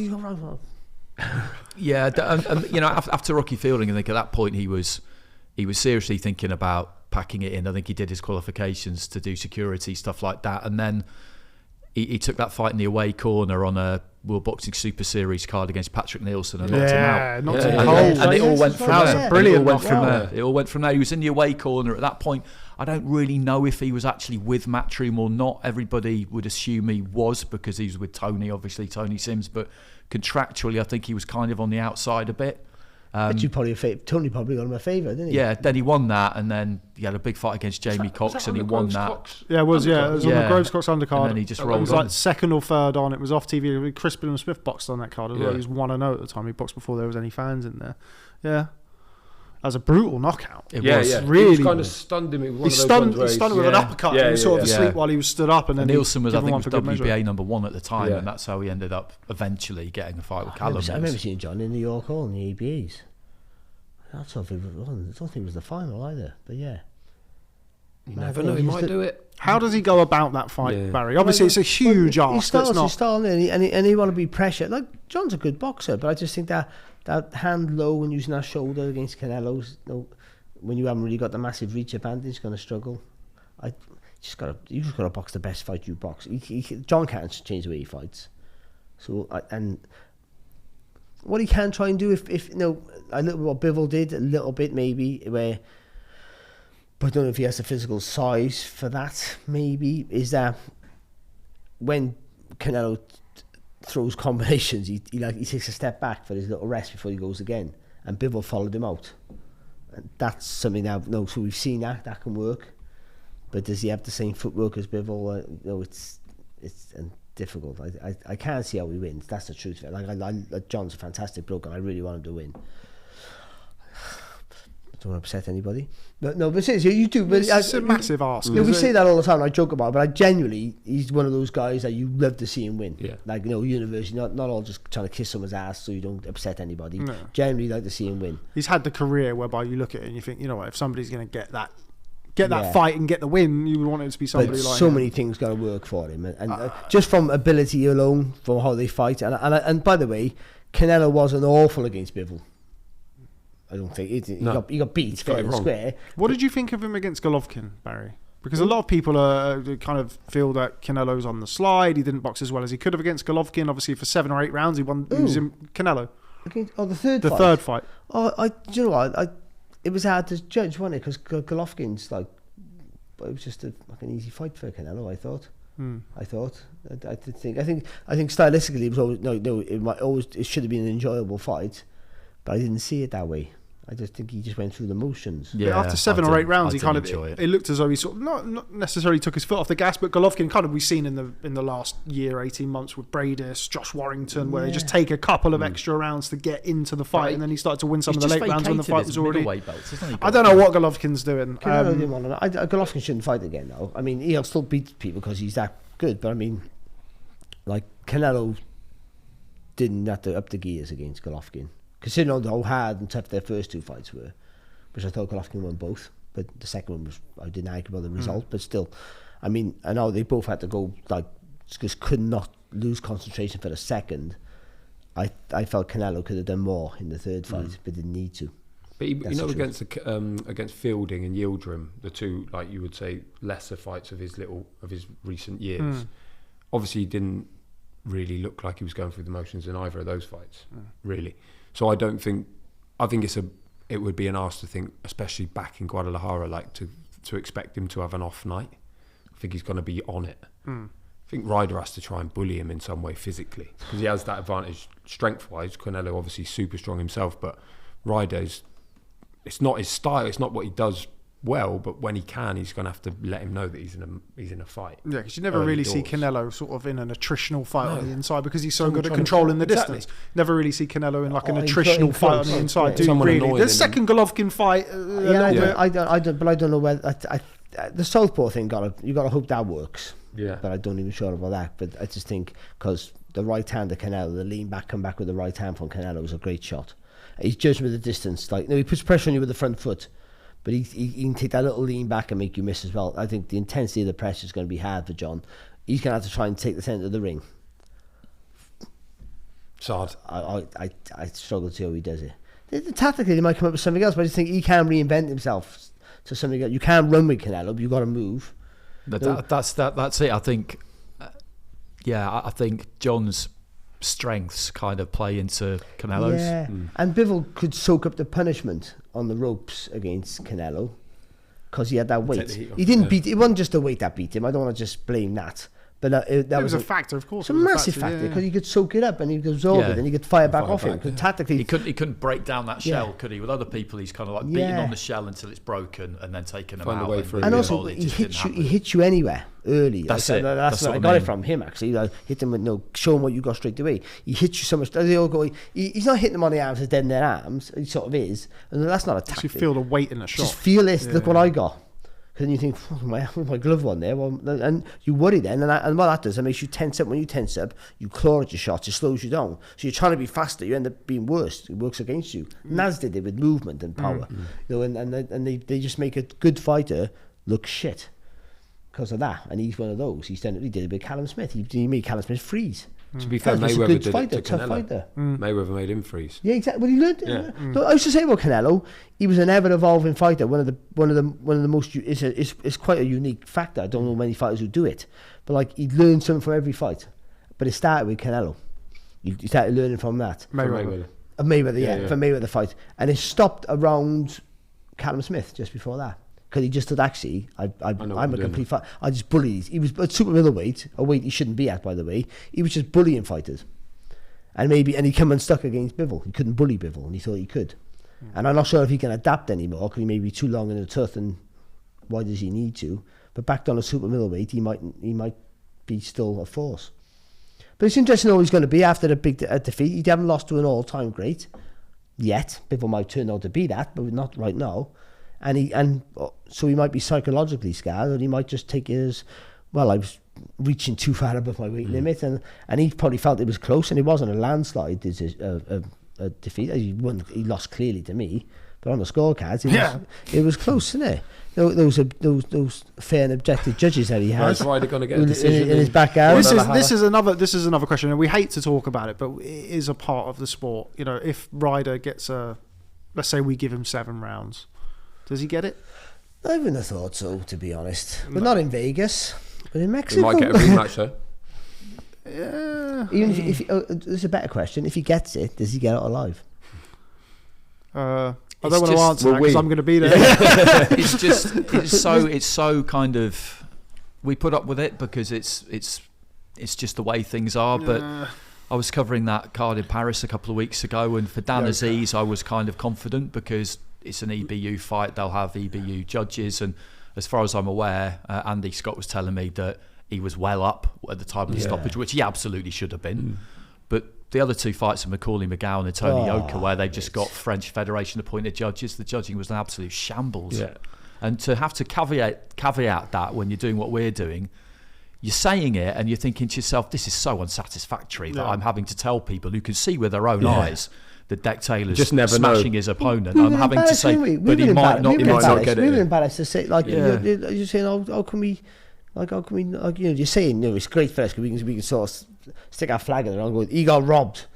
But, like, you're embarrassed for the sport. You're going, that poor kid's gone there. Like, Well, again, it's explaining to, like, the laymen who are just switching on or have kept the boxing on after the football because it's on. And you're like, oh, well, actually, guys, this isn't actually what you're seeing. But also, it might not be a question of, like, anything being corrupt or whatever in Mexico, but it's literally that thing of the crowd and everything. Well, he's a god, isn't he? Yeah. It's like Ryder's going to have to absolutely batter him to get a decision. Yeah, and is that going to happen? That's the fact. Although to be fair, we sort of said that before Bivol in Vegas. Yeah, and he didn't absolutely batter him. He just outboxed him comfortably over the 12 rounds. And he got the nod. But this is going to be. You're going to clip this up. Your own channel's going to clip this up. It'll look like we're making excuses why Ryder's got beat. Let's just go on him versus him in a random field somewhere fighting. Canelo's a huge favourite. That's the bottom line. It's a big ask for John. I don't care. It's a big ask for him. It's a great fight for him. Like, he gets a good money. He gets to box a superstar. He'll look back in his career and go, I'm in the Mexican box Canelo. Yeah, like literally. It's like Andy Holligan when he went to box Chavez in Mexico. Like, he's never going to win. Of course he wasn't. Yeah, and he sort of knew that, but he went there, tried to win. But I've just gone to Mexico, like the box like Chavez. Didn't George Jupp go to Mexico and box? No, he boxed Miguel Berchelt. He did. Because when he beat Mitchell Smith. And for John, the fact that he had that fight against Callum Smith where he definitely could have got the decision and he didn't. The fact that, okay, maybe he won't by the end of his career win a world title, but getting this fight and the money that comes with it goes a long way towards compensating for that. You could argue that it more than compensates for it because you'd have to defend your WBA super middleweight title not against Canelo a lot of times to make the same amount of money. A lot of times. And he'll be going out there and he'll believe that he'll be winning. He'll be out there believing that he's going to win. But it is a massive ask for him. Right, before we're going to have to wrap things up. So we've seen Plant versus... late. Because we started late, in case we didn't mention that. We've seen Caleb Plant versus Canelo Alvarez. Let's just say, for argument's sake, David Benavidez beats Caleb Plant before we get on to prediction time. How does that fight go, Andy? Benavidez versus Canelo Alvarez. I'd give Benavidez a decent chance in that fight.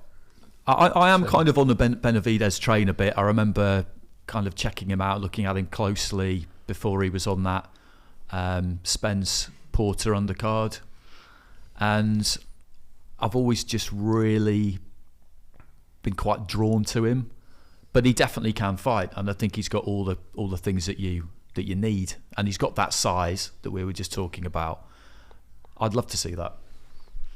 Thank. Yeah, I always thought Benavidez would be the one to dethrone Canelo. Obviously, Bivol kind of did it already, and his advantages, physical advantages over Canelo, not quite the same as Bivol in weight and reach, but that sort of size but also age-wise, timing of where they are and when they do eventually fight, if they do eventually fight, I think Benavidez is the one that will sort of take over from Canelo. And by that kind of point, you're thinking like, let's say he beats Plant, you would think he's going to have to work some things out in that fight that will then stand him in good stead down the line. Yeah, he's had that fight there, that career definer, that one where he's learnt from it. He'll have some trouble in that fight, and then he'll adapt. Or he doesn't. He loses to Plant. But if he comes through that fight, if he stops Plant in that big win, big signature win, then in a year's time, again, maybe boxes one more time or whatever it might be, Canelo's a year older, whatever else, I'd give Benavidez a big chance in that fight. Barry?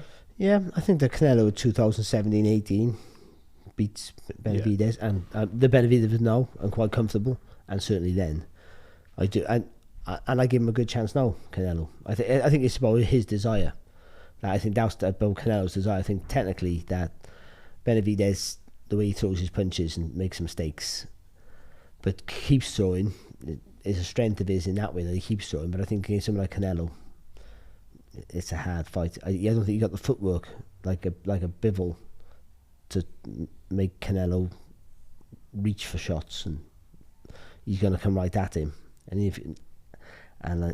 I think Canelo slides into the distance really well. That uppercut through the middle is made for a big tall guy like Benavidez, and the physical size and presence. It's the weight. I don't know how much weight he puts on in between a fight, and how well he can use that against Canelo, because Callum Smith couldn't. And people like, you know what I mean? That's the difference. A natural light heavyweight's different, and Benavidez might be a natural light heavyweight. I don't know. It's a hard fight. I would probably edge Benavidez, because I think Canelo is obviously been along too long, and his desire won't be as great. But if he has, if he's as fit and as healthy and as motivated as he has been, Canelo, I think he still beats Benavidez. But if he's not, then no.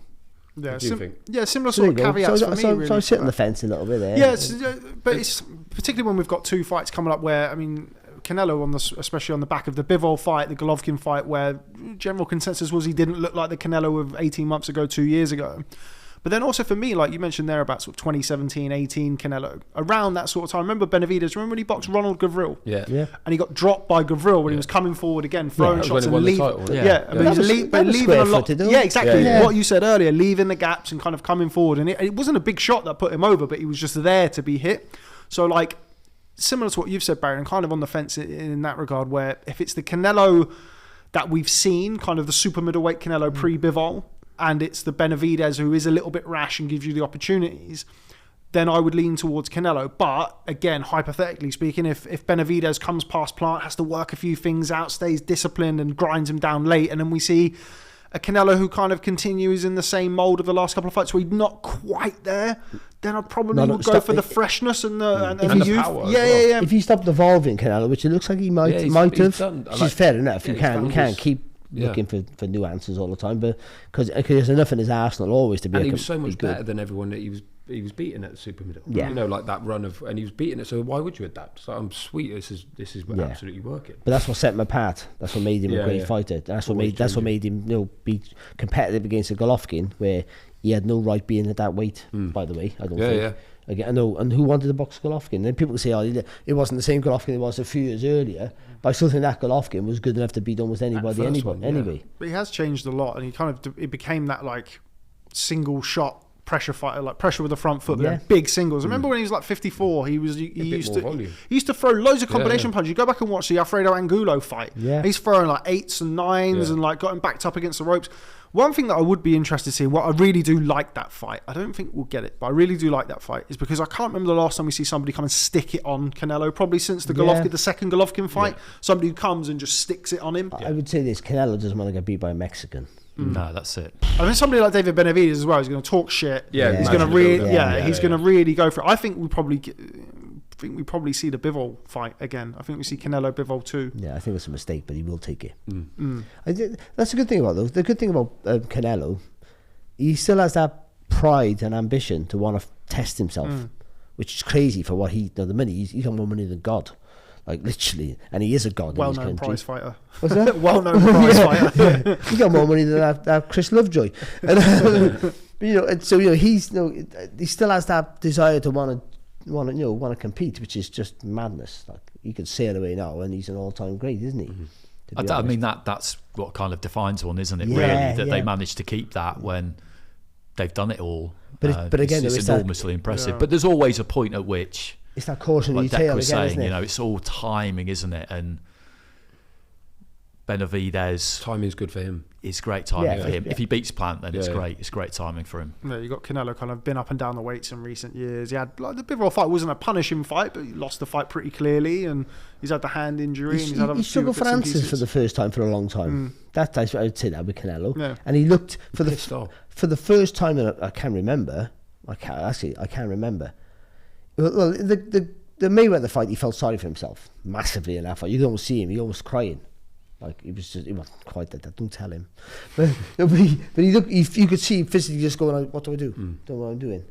And I think in the Bivol fight, he didn't look like that, but he looked knackered. I haven't seen that look that tired for a long time. Like those wars he had with Golovkin. When did he look tired in that fight? They were unbelievable. I mean, we forget how good those fights were, and how Second one was unbelievable. action packed they were. Like, they were just amazing. unbelievable. Like, I think I remember the first fight because he moved quite a bit in the first fight, Canelo, and that like towards the end of the fight he just started to look tired in that. again, adaptable though, because sorry, I'm cutting you. And then the second fight he held his ground. He and thought, tried to actually, push him I back. took his shot. I think I can push him back, shall we? And Golovkin adapted. His jab was fantastic, wasn't it, on the move? So but I mean, the engine they both had in them fights, just unbelievable. But in the Bivol fight, he looked tired. I just think he's never ever should have ever been anywhere near light heavyweight.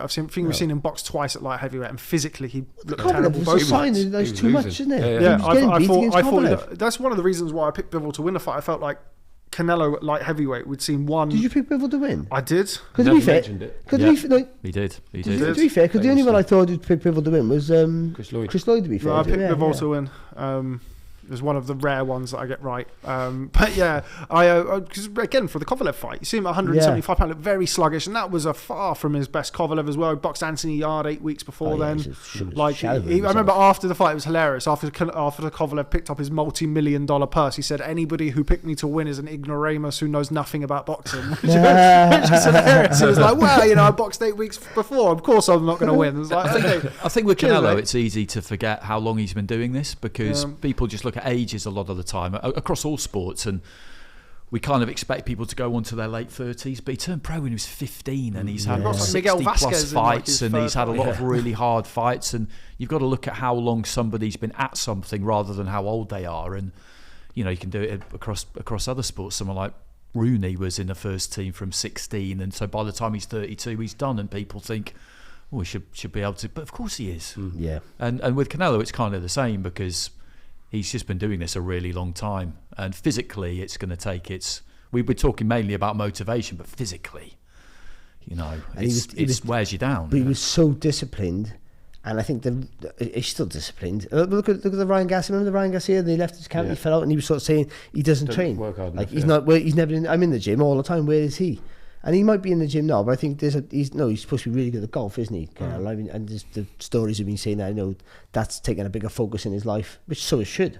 Yeah, at this age. You don't play golf. Don't play golf. You don't play golf. You don't play with, maybe, I don't know. But either way, I'd rather get it with a golf ball than Canelo's left hook. but it's maybe now he has other things in his life that are taking precedent or sharing his time, and that at this stage of his career, if he's still fighting at this age, he needs that focus more than ever.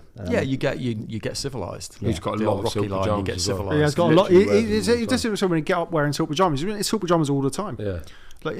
Just constantly. So it must be like 3 times as difficult for him. But maybe it's all just a. But anyway, joke. John Ryder beats him on the 6th of May. Yeah. It'd just be great when it War Rider. It would just be great. Yeah. Chin Benavidez. Well, as well. anyway, we'll be out in Mexico, us guys, with ID Woo, in Boxing, doing Acapulco. our shows. Yeah. We'll see. Right, before we wrap up, we're going to go for prediction time. So we're going to start over here in the UK. We're going to go for Lawrence Okolie versus David Light. Andy, going to come to you first. You have to pick Okolie. He's a heavy favourite. You look at what the pair of them have done in their careers. You look at body of evidence, and you have to pick Okolie. Yeah, mid-round KO. 4 rounds, I reckon. Okay. I'm going to start at that end. Benavidez, Plant. That's you, Barry. Yeah, thanks. I think Benavidez 11 or 12 stoppage. Very late then, super late. Yeah, I think it goes right under the wire. Yeah. Deck. I think Benavidez decision in a knockdown sort of fight for Plant, where he dominates but hangs on. As in Benavidez dominates but Plant hangs on. Andy. Yeah, I'm pretty much the same as that, I think. Okay. Really, what about you? I go for Lawrence Okolie inside 4 rounds. Oh. Yeah. And then I think I agree with Barry. I think Benavidez late, somewhere between 9 and 12, somewhere around there. But you could convince yourself it would be Plant on points as well. I could, or Benavidez. I just don't see Plant being as busy enough as he'll need to be to win the fight without getting hit and hurt. I feel like if he's going to win a decision, he's going to have to really go through the fire. My big thing is that I think Benavidez Plant can take a good shot. Benavidez will hit him, but he won't care. You know, those guys he had a tear it with Darrell at times. So? I mean, they were both swinging at the same time when he knocked him out. So I think he'll be happy to. I say happy. I feel like if he gets behind the jab and tries to use the movement, I think eventually the pressure will tell in the second half. Because also we've seen with Plant in the past, like Plant. Remember when he boxed Caleb Truax? First 4 rounds he looked razor sharp, and then for 8 rounds he didn't really do anything. And he takes off a lot of weight. He's not a small super middleweight. I feel like if he tries to box on the outside and just pitch like the perfect game, I think he gets ground down. And I think if he stands and has a fight, I think he takes a little bit of a shellacking. But it's a really good fight. Yeah, I think so. What a Bet365 offering for that double? That's a good question, Deck, and I will give you the answer right now. Inside 6 for the inside 6 for Lawrence. Yeah, you should start a podcast. Yeah, and then 9 to 12. So we don't have any. I'll tell you what ID Boxing need. That's a Bet365 betting podcast. We do actually. Do you know anybody I could do that with? I'll tell you what you need another line there. That's a good double. Like, actually, it's probably quite a poor double. I'll tell you what, Benavidez in the second half of the fight is 11 to 8 in round 7 to 12. So it's not as wide as I would be looking. Okolie. So there is no first 6 rounds priced up at the minute. DAZN bet have got it. So if you want to get, But yeah, I do expect. I feel like I'm not going to sit here and say I've seen an awful lot of David Light. I've seen clips of the Glanton fight, and then I saw the pad work that he put up the other day, and there's only so much you can tell from pad work and little bits of clips, but he's naturally quite small. He's going to need the he keeps his hands down here. Yeah, that's the thing. He looks quite 6'1" with your hands at your chest, and upright, as which he is. Then you got to have a great chin. He might be tenacious and tough, and I'm sure he is. I'm sure he'll give his all. If Okolie comes in swinging too crazy and lets him get close, then it might very well go the distance on late, and it's a really scrappy, horrible affair. And Okolie does himself no favours then. But if Okolie continues in the same vein as Shane McGuigan had him, your boyfriend, then I think he does a great. Then I think he does a great job. If he gets him on the end of that right hand properly, turn him from the core, don't overextend, don't overreach with a shot, don't bring the feet too close. Anyone's in trouble. Yeah, that's how kind of. I think if David Light though gets hit early, and he might be like, fuck this. Like, he would never really been hit like that before, and then it could just be a hugfest. And Lawrence would not have, over the course of this year, would not have learned or taught himself how to deal with, again, someone being totally negative. But he's training with Tyson Fury. Yeah, but only he's recently. Not negative. But about how to tie people up and get out of this. To be fair, he's a Babbage. It's not a bad person to be with. Yeah. But it could descend into that. I really hope not. But because that would be a shame, wouldn't it, on top of a Sky card like that? And particularly considering the last 12 months, even to get to this point. I think he gets the result he wants, and he looks fantastic. And again, no one to know who Light is. All you remember is the knock. Okolie starching somebody. Yeah. Absolutely. Right, okay, so that is all we have time for today and the ID Boxing podcast. Thank you very much to Barry, Deck and Andy for stopping by for our first episode in the new digs. Hope everybody liked it and hope everybody enjoyed this video as much as we did. But for me, Rob Tebbett, from our esteemed panel of guests, thanks very much for stopping by, and we'll catch up with you next time.